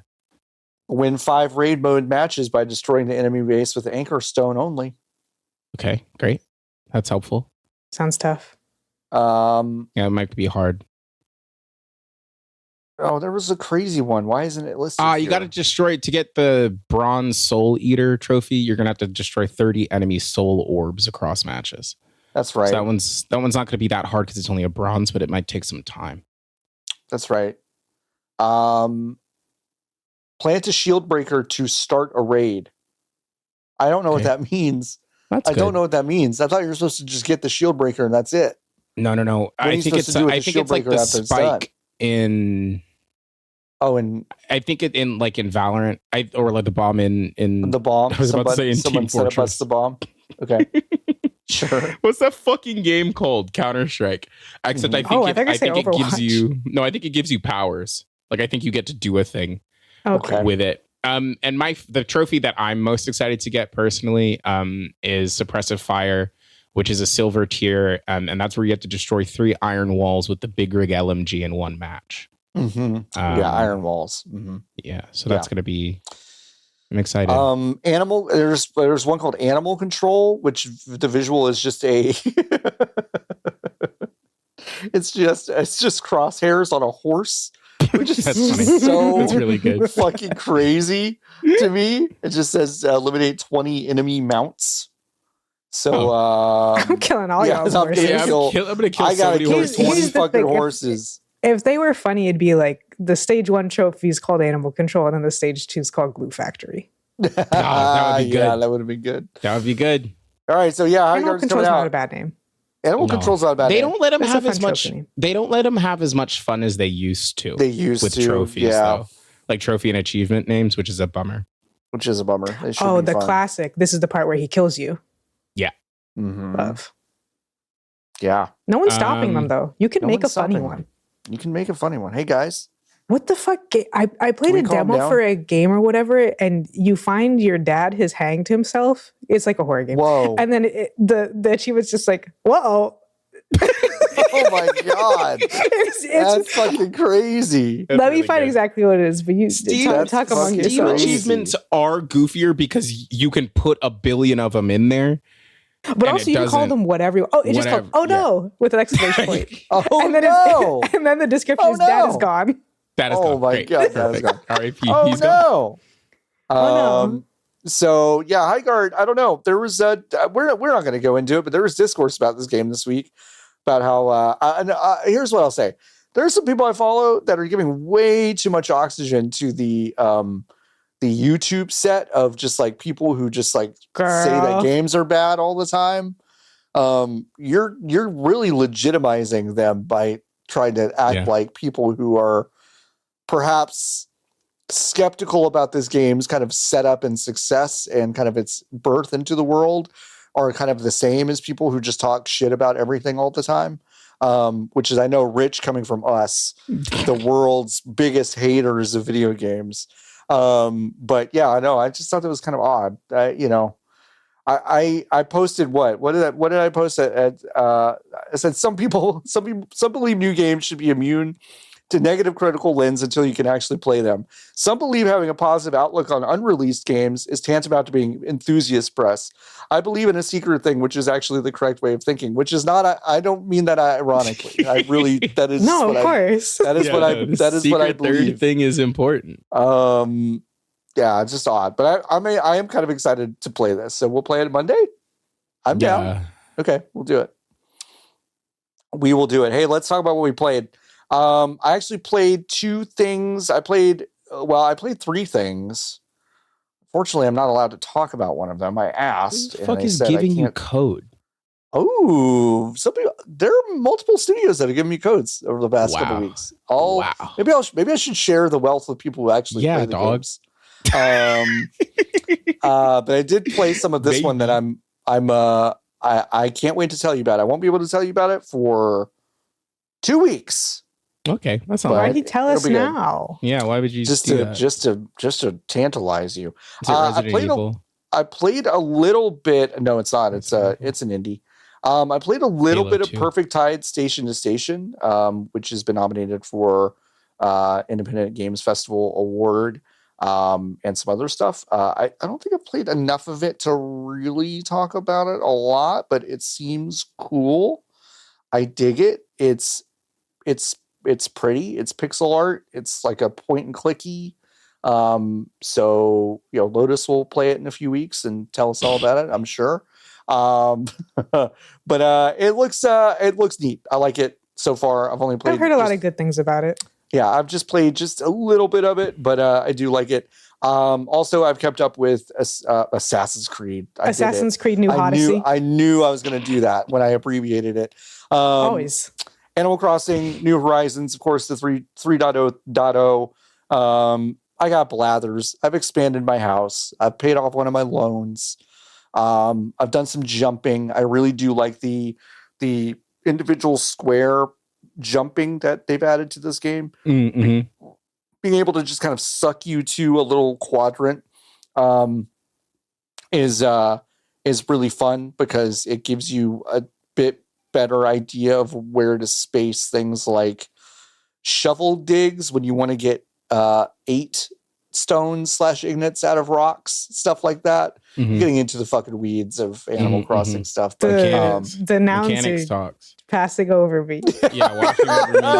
Because I do know what you're saying, but in a full sentence, I'm like, When you need hit to construct rock, additional pylons to when you hit rock with shovel, you fly back too far. Okay. Yeah, no, we were there. We also lived through the novel. I was there when the Dark Magic was written. You got it. I was streaming a lot. I saw too much of that fucking game. We knew. Yeah.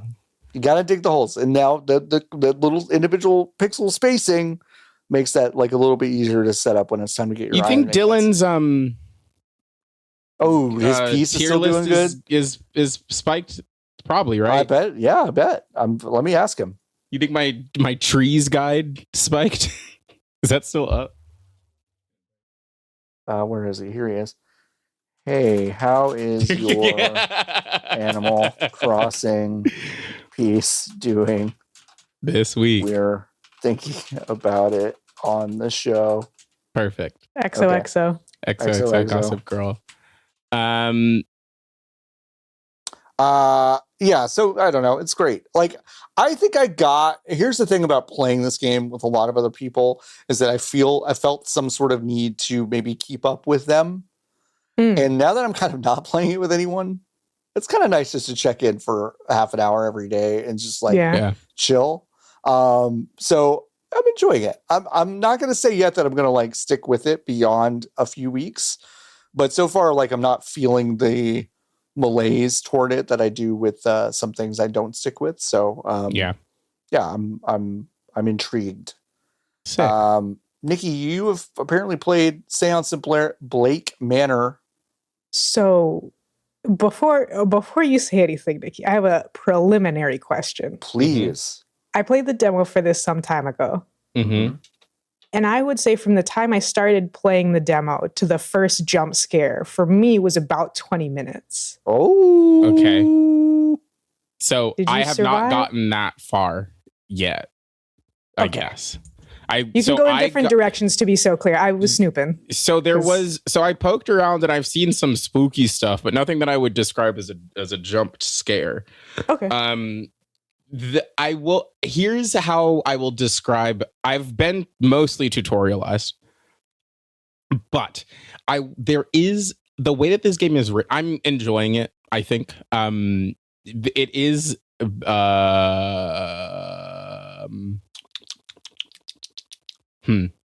There is a flair of like masterpiece PBS, like masterpiece theater PBS to it in a way that I think is kind of delightful.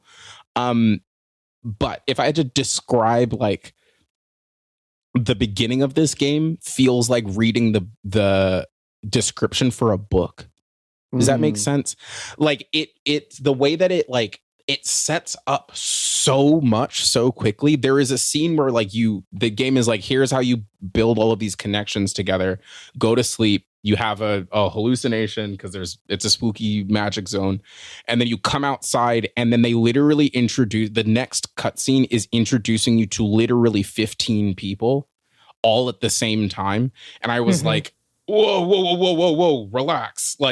I'm already playing the video game. Like, you can introduce these people to me like slower, other than being like in a game where I already am kind of like, okay, well, like every single aspect of these people, I'm going to have to try to put together and contextualize. I was like pretty immediately overwhelmed because I was like, oh shit, like every other person in this house is right here, right now. And they are giving me important information about every single one of these people.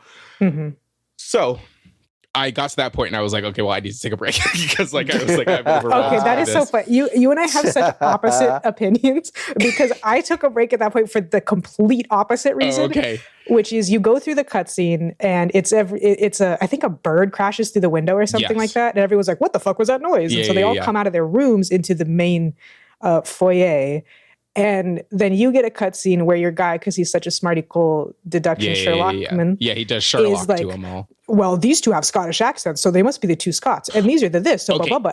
And I immediately said, let me figure it out, you fucking jackass. This is a detective game. Why can't I figure out who is who? You're just going to talk at me and figure everything out. Ooh, it pissed me off so bad. And then the one that really fucked me up was that like there were two characters that because they kind of run you through all of the relationships and they're like, they get you up to speed, which is why it felt like reading the back of a book. Because sometimes it's like, oh, I'm having these relationships painted to me as opposed to encountering the relationships naturally over the course of the game. It was like reading the about of a romance webcomic before you've read the comic. Yes. And it's like one of the first things that you do in the game, right? Is that like you meet the guy who's in charge of the manor.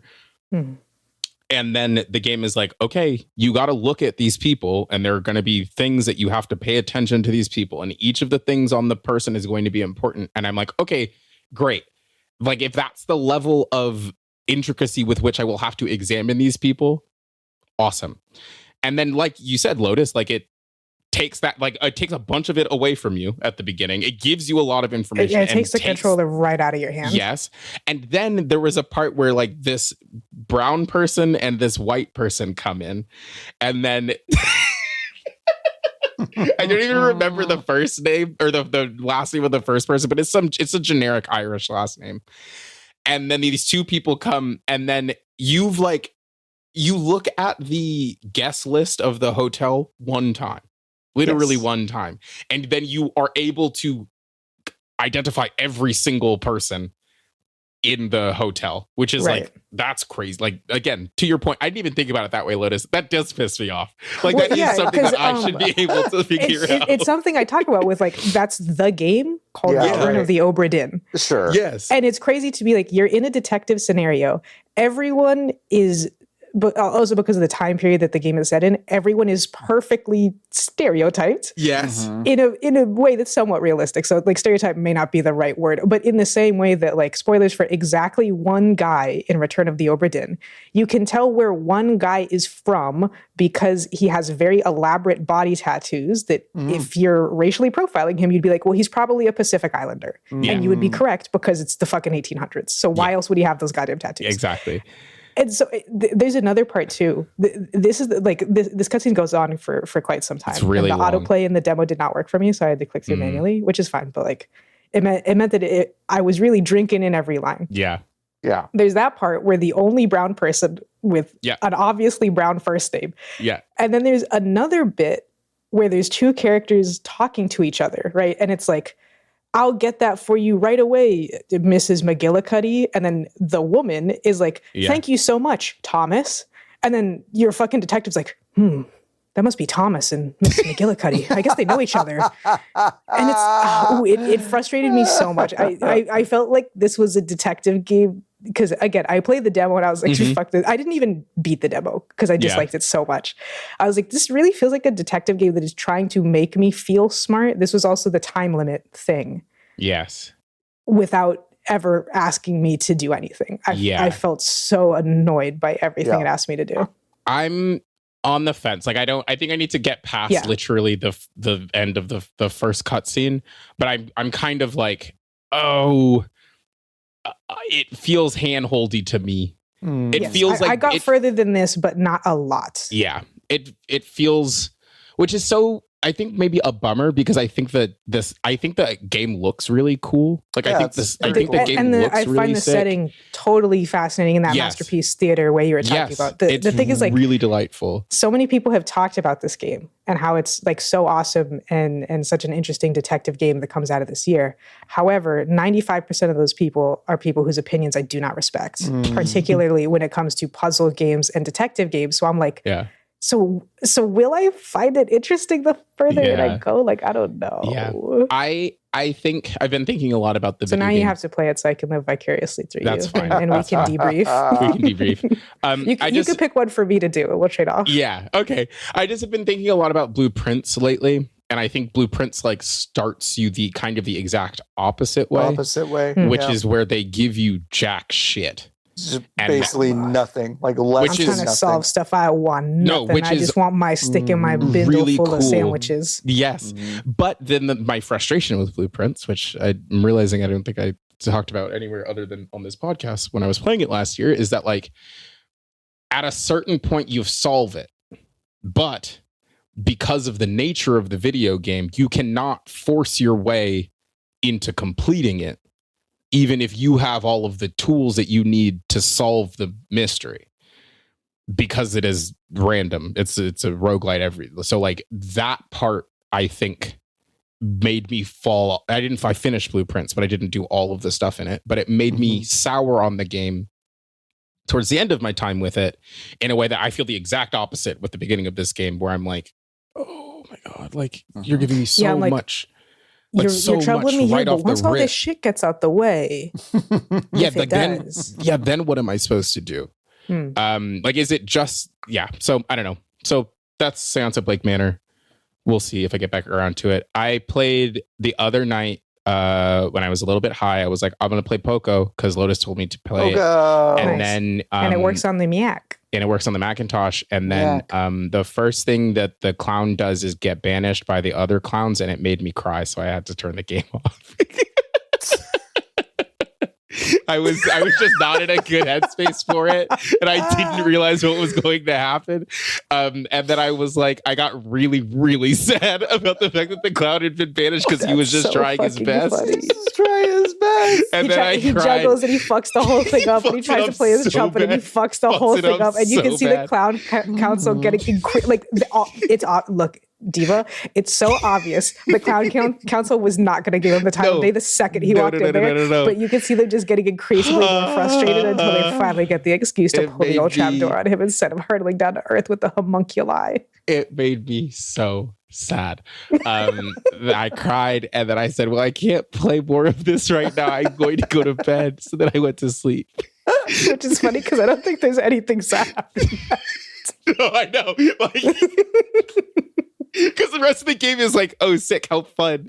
Like, he's this little clown guy. He's like, Princess Peach baked a cake and isn't even at the fucking castle?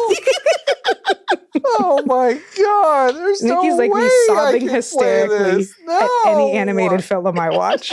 I know all the tricks. I can hear the first beat of the music. I know it's going to happen, and I'm crying anyways. Oh, man.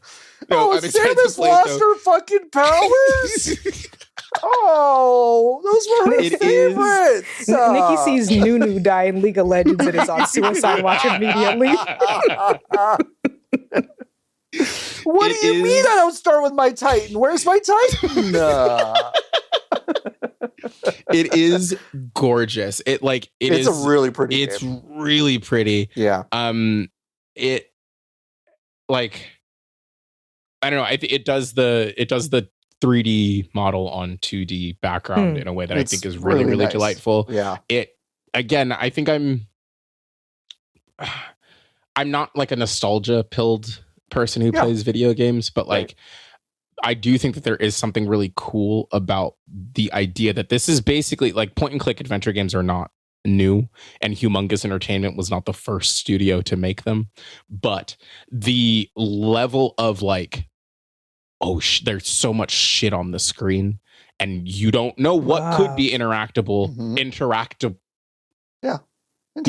You don't know what could be, so you are incentivized to explore on everything because it could be is to me as a person who played almost all of the Humongous Entertainment games, like really a hallmark of those, and this seems like it has that. If I got more than however long, like maybe 8 or 9 minutes in before I said I have to stop. It has a bit of that. Yeah, but I'm gonna finish that one. I will for sure finish this weekend. That's exciting. Those are my games. Lotus, you played TR49. It's a calculator, Lotus. I love pressing buttons, and if they make noise, that's even better. Hey everyone, this is a brand new game. It's a brand new game. Could you believe that? It's because it's made by Inkle. Don't think about that too hard. I won't. But yeah, this is the latest Inkle joint. They make primarily branching path narrative games, ostensibly visual novels, but not always. This is, by complete coincidence, because I didn't know what this game was before I bought it. I was like, it's Inkle, I'll just fucking buy it or whatever. It is also a database thriller, like the games I have been paying for the past fucking 6 months nonstop, which was so funny when I found that out. Yeah. I think there's been a little chatter from, his name isn't John Inkle, it's John Ingold, but that's close enough. That's so crazy. Yes, John Inkle has been talking about being very pleased. Apparently this is Inkle's best release ever, like financially and sales or whatever, which is great. And it's also much cheaper than their things are made though. So there's kind of like a, how does that math work out in the long run kind of feel. But I think one thing $7. $7. Great movie ticket game, start to finish, 100%, maybe 6 hours-ish. Where the fuck are you going to the movies? Well, I suppose it's an alternative. Yeah, what year do you think it is? I go to a matinee and I spend $7.25. I don't know what y'all are talking about. That's good. No, it's fucked here. It's completely fucked here. I can't Our even matinees are $14. Yeah. What? Yeah, they're really fuck. Yeah, no, it's crazy. Yeah, like that's higher than I would have guessed as a joke. No. It's $14 for like 12 to 14 for a matinee, and then if you're just if you're trying to go to the movies at 7 p.m., it's like $22. Yeah. That is insane. They're not expensive, but we make them. Matinees can be $7. Yeah, they don't make them close to here. So the shipping process it's for shipping. us in Los Angeles is really tough. high because it's like getting stuff in Alaska, you know? Yeah, it's the same thing. This game runs on the Macintosh. Lotus. This game runs on the Macintosh. I found that out. Well, in my defense, I was halfway through my first fucking sentence. I think most of Inkle's games run on the Mac. I was like, I don't think Lotus is done telling us about this game. Well, now I forgot what I was going to say. Maybe it was something about the movies. It was Inkle. Oh, I'm adjusting for inflation. So this is the cost of a movie ticket in many territories. Oh, okay. So there you go. 6 hours ish. And so the thing that I would hope not to forget in any kind of pricing discussion or discussion about making small games or yada yada is this is Inkle's most compelling hook and scenario by a lot that they have ever made, and they've made a lot of games, including Heaven's Vault. Just saying. Yeah. Especially like the way it keeps your interest all the way through, because I really like their game Overboard as well. I think that's like a very well designed game, where the hook is that you are a fancy lady and you're on a cruise ship and your husband has been thrown overboard and killed. You did it. And you have to try to get away with it. And that's really compelling. That's cool. That's a good. It's really compelling at first, but you can spend a lot of time in that game. And that hook never gets like really elaborate or cool or more interesting than it was initially. Whereas I think TR-49 mostly does. The one for this joint is that someone has taken a World War II era code cracking computer and has modified it to do more stuff. And now really all you know is that it hosts like an expansive, like almost lost archive of like weird and esoteric novels and articles and essays and notes and letters and shit. I do have some issues with the game, some of which have been fixed. Okay. But for me, there's like a lot of little UI, just like, like get the fuck out of my way, shut the hell up. I know what it's called. It says it right on my screen. Don't look at me. Don't talk to me. And also, these characters talk so fucking much. Oh, really? Okay. They talk. Oh my god. Because it does say interactive audio drama on the yes. The however, page. That would imply that the characters are talking to each other, and not that every single time you open your notes, your girl goes, let's see. Or that also, in order to harvest the titles of books, you'll see them like highlighted on your screen as you're reading the text, and you click them.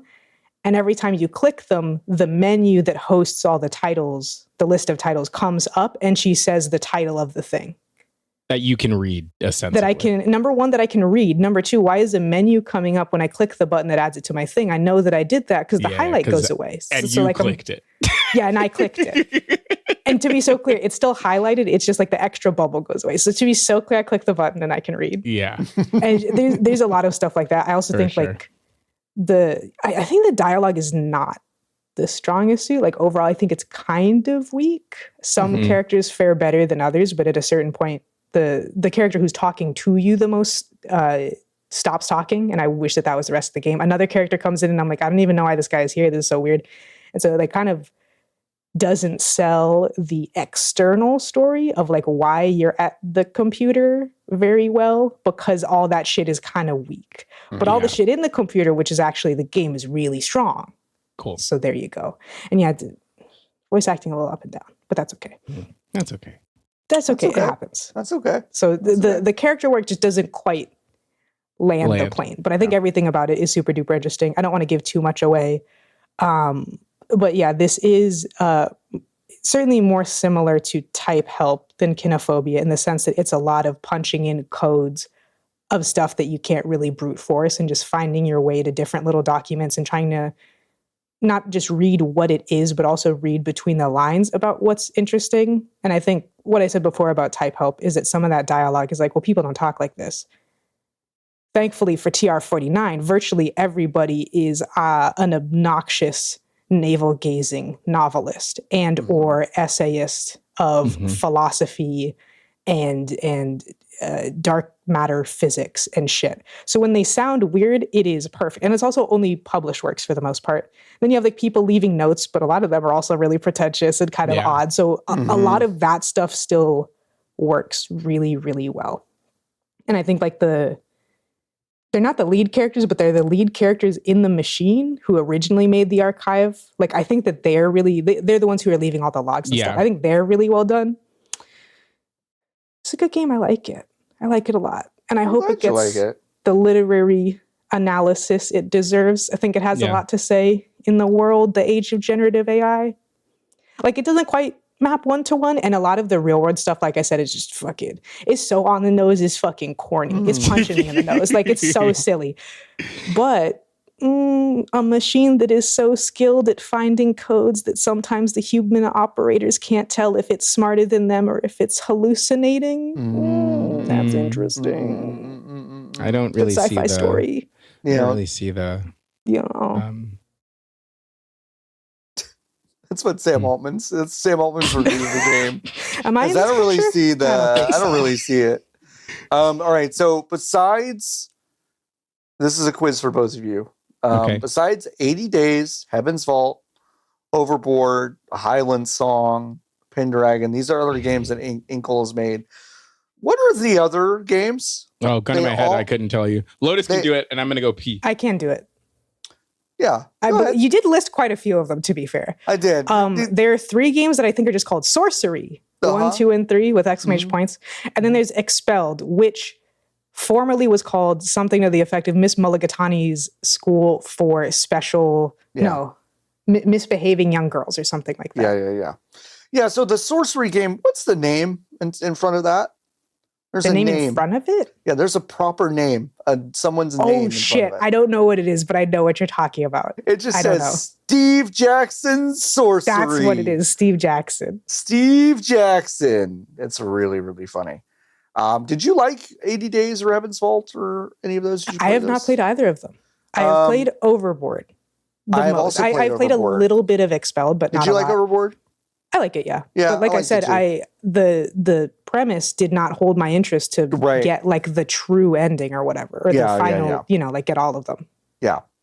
It's an interesting studio. They make ink. Good for them. They make ink. Hey, what was the guy's name? Steve Jackson Sorcery. It's really good. Isn't that good? That's great. That's really fucking good. Let's play Steve Jackson Sorcery. Look at me, beautiful sorcery. Let's answer. Speaking of fast, yes, no, please. Did you know that Maxis has a new logo? No. I just saw it. Oh boy, huh? It looks like it would be the new logo for the Leapfrog. And I kind of fuck with it. Like I was like, there is a layer of like, I like a squiggle. There's a layer of like, we make computer games and the year is 2001. Like, I love the Infogrames armadillo. Yes, it is. There is something that to me here, and I kind of really like it, especially considering the last logo was just circle and letters in it. Which is nothing. And kind of ugly letters. Yes, like it was not cool. I actually think this logo is good. Anyway, I just wanted to mention it because I found out about it pretty recently, and by recently I mean like 2 days ago. Anyway, I love indie games like Sims. Which by the way, there was discourse about the Sims today because one of the sex mods had 400,000 downloads of it. Basically like in one day or whatever. And a lot of people are like, wow, that many people played this game? I can't believe it. It's like, guys, The Sims is unbelievably popular. Why would you tell on yourself like Why would you say out loud that you've never met a woman? Or a gay person. You don't even get an excuse. You can't escape. So Either funny. way, there's a gaggle. Why do you think EA still exists?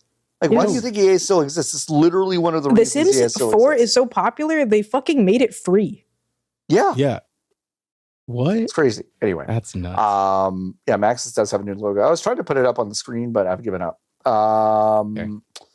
Let's answer some Hive questions. If you go to vgbs.com/join, you can join the Hive. You can give us money and join the Hive. That'd be great. We really appreciate it. There's no other way to support us besides giving us money, at least monetarily. You can like tell people to listen to the podcast and stuff. That's also helpful.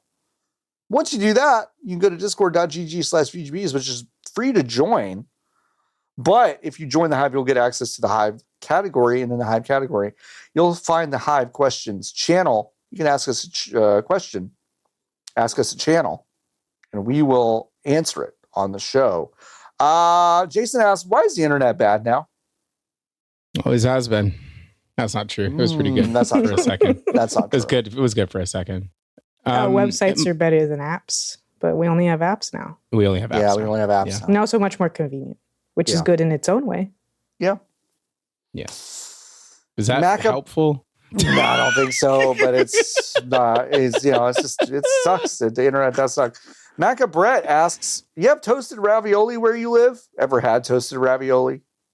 No. No and no. It's not a cultural thing where we are. Neither in Los Angeles or in Texas. What is it? Is it what it says? Yes, you toast the ravioli instead of boiling it. Or do you boil and then toast? When does it get toasted? Toasted. I don't know. Recipe. I don't know. Toasted ravioli. How to make it. Only 15 minutes of prep time. Oh, that's horseshit. What? Yeah, if the ravioli's pre-made? Question mark. Like what? Oh, they're fried, allegedly. You can. So you have the ravioli already, and these guys are frying them. Okay. Like shallow pan fry, or are you deep frying them? Shallow pan fry. Okay. And you are coating them. You are coating them in a batter, and then you're eating them. Yeah. Oh. Yeah. These people put them on sticks like little lollipops. That's great. I do like toasted. I do like toasted rav. I've had toasted rav before, and I do like it. Okay. I mean, it's a ravioli. You can do a lot to it, and it'll still be good. Yeah. I have never indulged, but I would. My Hero Zero asked, do you think anything happens where Nintendo is forced to do literally anything to address the amount of slop on the eShop? No. Because also that would mean that everybody would have to care. Yeah. I was going to say, I think I see in our halcyon future, when we're done prosecuting the former presidential administration, okay, and we perform the most radical acts of restorative justice you've ever seen in this country. When we've done that, there may be a new consumer-focused share of, I don't know, the FCC or some sort of like, consumer group. Kind of like, yeah. That the one that we have already. That I think may actually give a shit a little bit about this. Maybe. Sure. That's right. That's a thing that is realistically possible that could eventually happen. But it would be a very long time from now. And also I do think there are bigger fish to fry. I don't know if that many that's an interesting question, because I wonder how many lay people it really affects. It might affect more people than I'm thinking. Well, so all it is, it's either it's 3 years from now. There's three options. Never, 3 years from now, or 3 to 5 years from now, or literally in 6 weeks, when someone like a kid comes home and they're like, look at this cool game I just bought, and it's Hentai Golf 6. Yeah. And then they take it to their local news.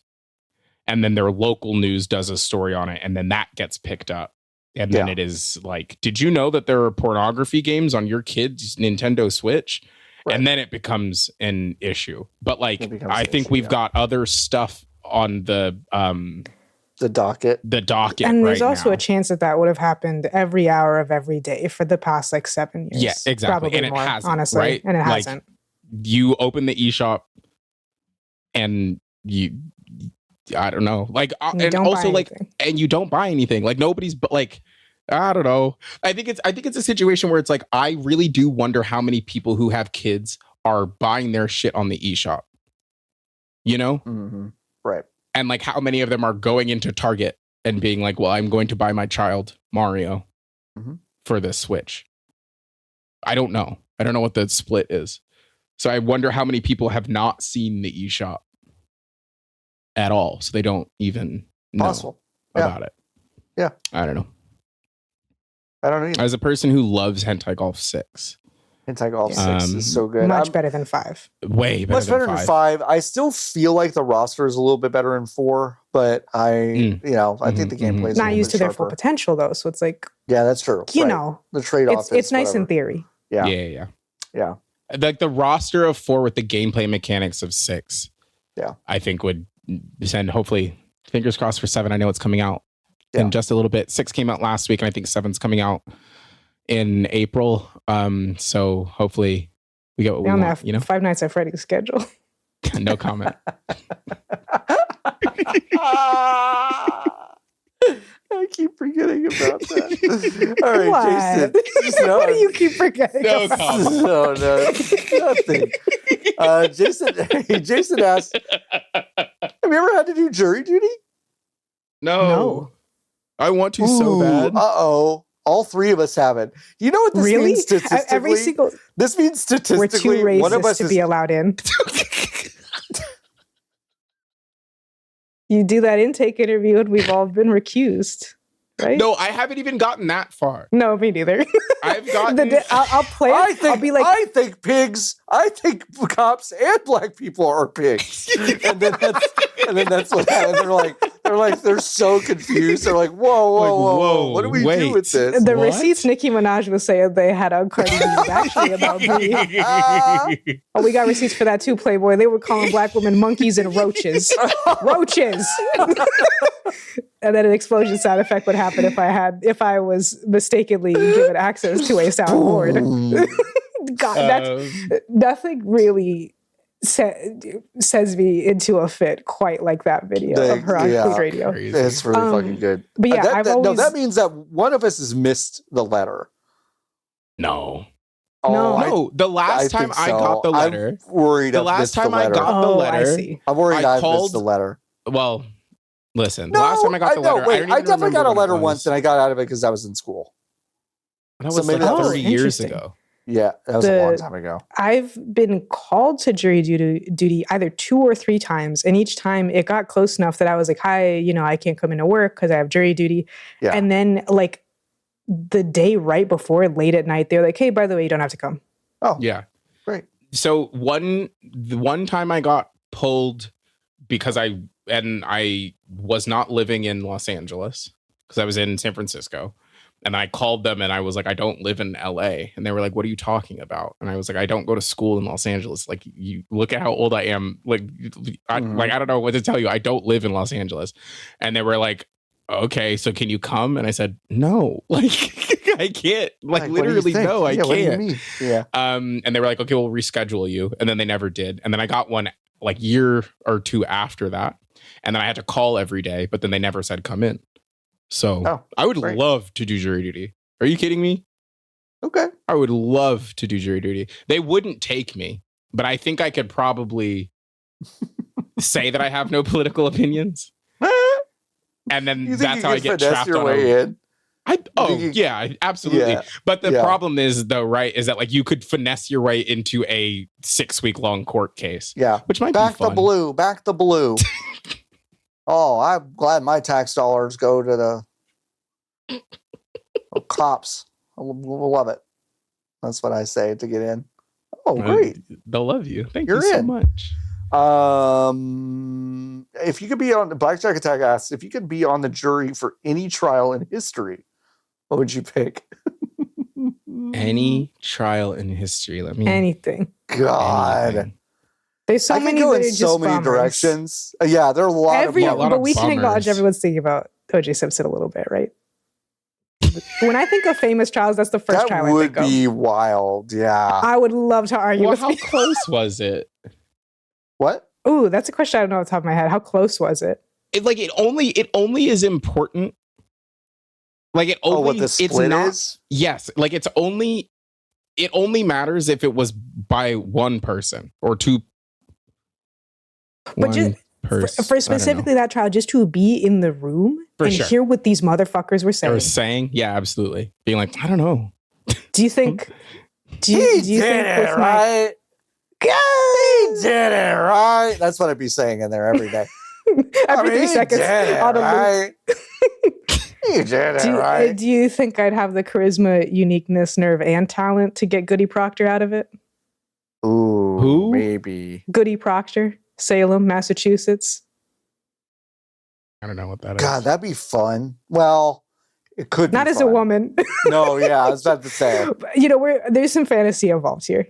Yeah. Oh, from the Crucible. I fucking hate that book. Mm-hmm. Terrible book. Horrible. I think. Oh, I know which one. I would be on the trial of the Gwyneth Paltrow skiing accident case. That's great. My That's God. a good one. That's a really good one. I would love That's to be a really on that good one one so much. It's not a bummer.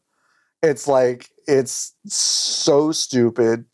I get to listen to Gwyneth Paltrow, be like, "Oh, my skis." If you Googling the words "fun court cases" doesn't really pull up a good list. Yeah, there's not really like court cases as a goof, No. So I have no answer to this. I'm sorry. Okay, that's fair. Yeah. Ooh, El Chapo and just get paid. He didn't do anything. He didn't do I don't anything. know that guy. No. He didn't do anything. Why would he? He didn't do anything. Mis drogas, por favor. I'm looking Por at. favor. What are you looking at? I'm looking at Leonard versus PepsiCo, where a guy tried to use Pepsi points to buy a jet. Oh, that's a good one. I think that's a good one. Did he win? I would definitely do the McDonald's hot coffee thing and get that woman like more money, like $100 billion. Yeah. Pepsi never cashed the check. Man, whatever. Hey, can you clip that to put on the soundboard of Nikki just flatly going, Pepsi didn't sign the check. Whatever. I want to hit you with another question. I gotta go. I know we got 2 more. This one is actually have you had anything interesting to drink lately? That is from also Jason. There's one of the bars near me has a drink called see if I can actually get the menu. Mm-hmm. It's one of those places that doesn't have the menu on the computer because it rotates. But it's a gin drink. Oh, cocktail menu. Let's fucking go. It's called well, I won't tell you what it's called because then you can just Google it and find where I go. But it's got because you've never said such a thing on the pod before. No, never. I've never not one time said I lived in Highland Park. Milk washed Earl Grey gin, bergamot, lemon, and honey. It's a cocktail. It's kind of fun because there's a creaminess to it, which I really like. I like the tea, like the floral tea notes, but there's this, it can only be described as like saltiness, and it's not like super briny. It is, folks. It's a little cummy in a way that is like kind of like there's something like, oh, okay, but not in a way that's like it does. You not taste that drink and you go, who would play her? A little bit, and it's kind of delightful. Like I think it's really fun. It was not that's what like when I read it on the food that tastes like cum scale. Where is it from 0 to salmon roe? Ooh, great question, Lotus. I can't do it. It's like a 1. It's like really I see what you're saying. Like it does not, to be so clear, it does not taste like cum. But there sometimes when you say listen, here's what I mean.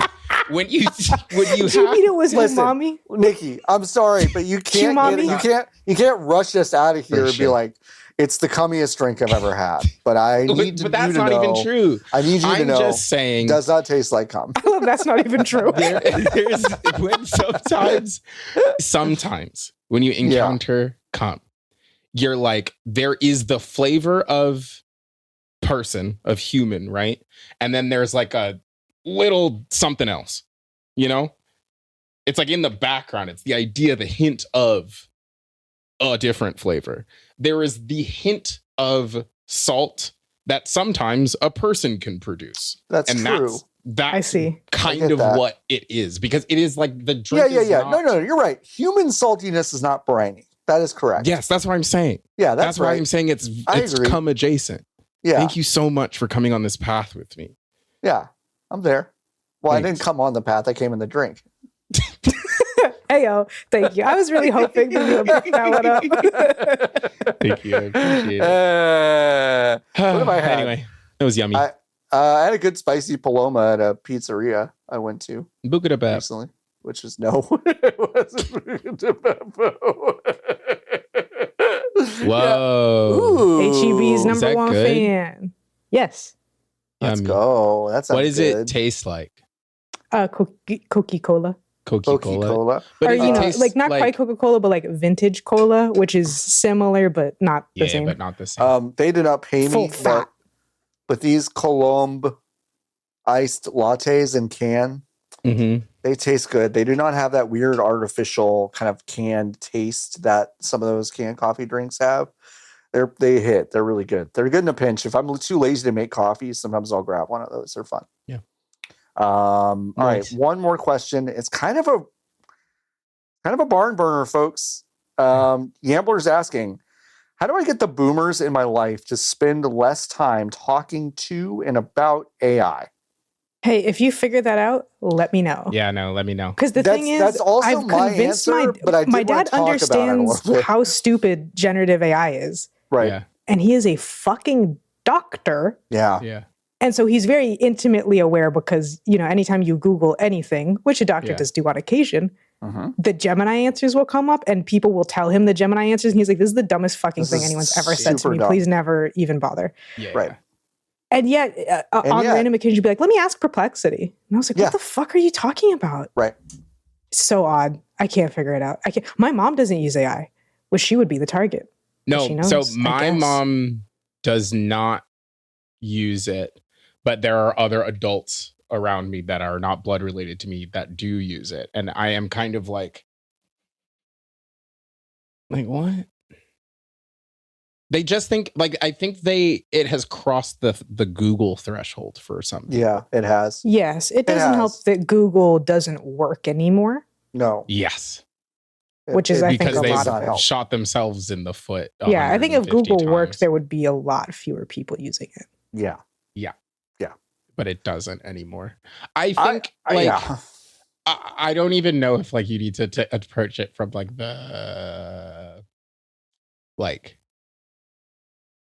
I'm trying to figure out if actually the argument that you should form is legitimately a political one, because the stone that you throw right from usage of generative AI like this and use of Chad whatever to the White House is using these tools to audit to edit the faces of people that they've arrested illegally. Yeah, boy, that was a really bad one. I think if you Fuck. connect those two dots and be like, okay, can you think about why the people who are actively doing a big oppression are excited about using these tools? Yeah.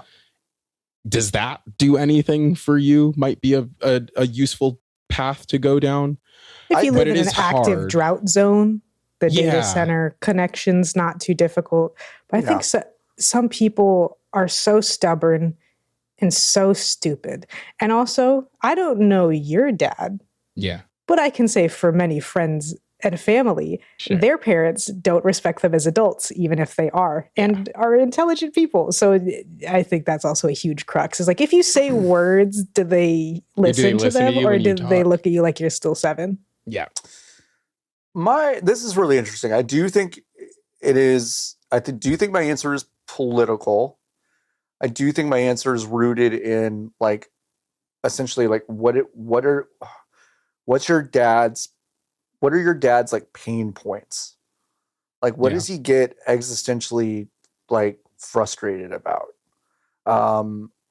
Like my dad gets really frustrated about like the current presidential administration. Now, he gets mad about it in a way that is crucial. This is important. Crucially different from the way that I am mad about it. It's a flavor of it, but it is different. He finds a lot of humor in like a fake MAGA hat. He finds a lot of humor in like he probably thinks the Gavin Newsom knee pad thing is like funny. He probably thinks that's funny.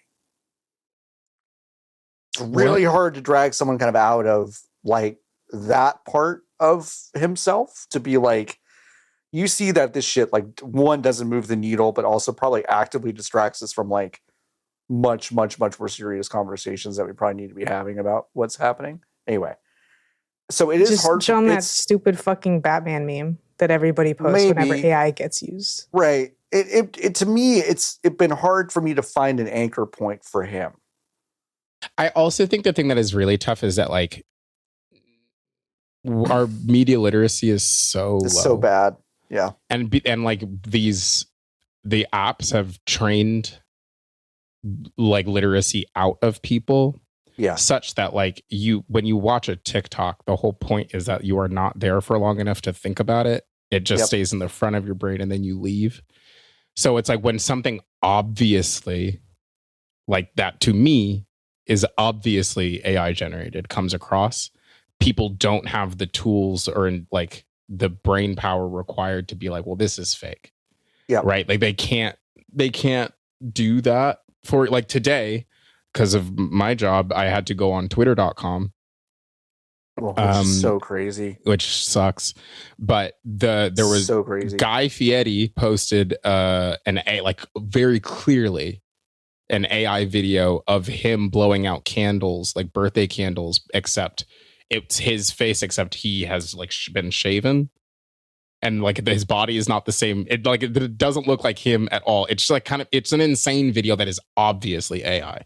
Yeah. And then like the feedback loop of it is like everybody in the comments being like, wow, I can't believe you shaved. But then you can't tell if those are people. And then you can't tell if those accounts are real. And then it's a trending topic on the right side of the screen. It's like Guy Fieri reveals new look. So then you look at that, if you're a regular person and you're still on X and you look at it and you're like, okay, well, whoa, what happened to Guy Fieri? And you click on it and then it's this obviously AI video, fake. But then you scroll down and then there's a bunch of people who are like, the new look, Guy. And then at that point, like even if you were to do the second step of let me look at it,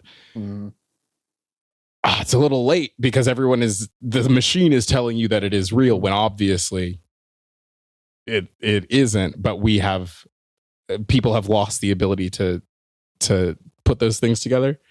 And that's the part where I'm like, that one might be a little late on that. We got to start with the kids on this one because it might be too late for older people until we turn this shit off.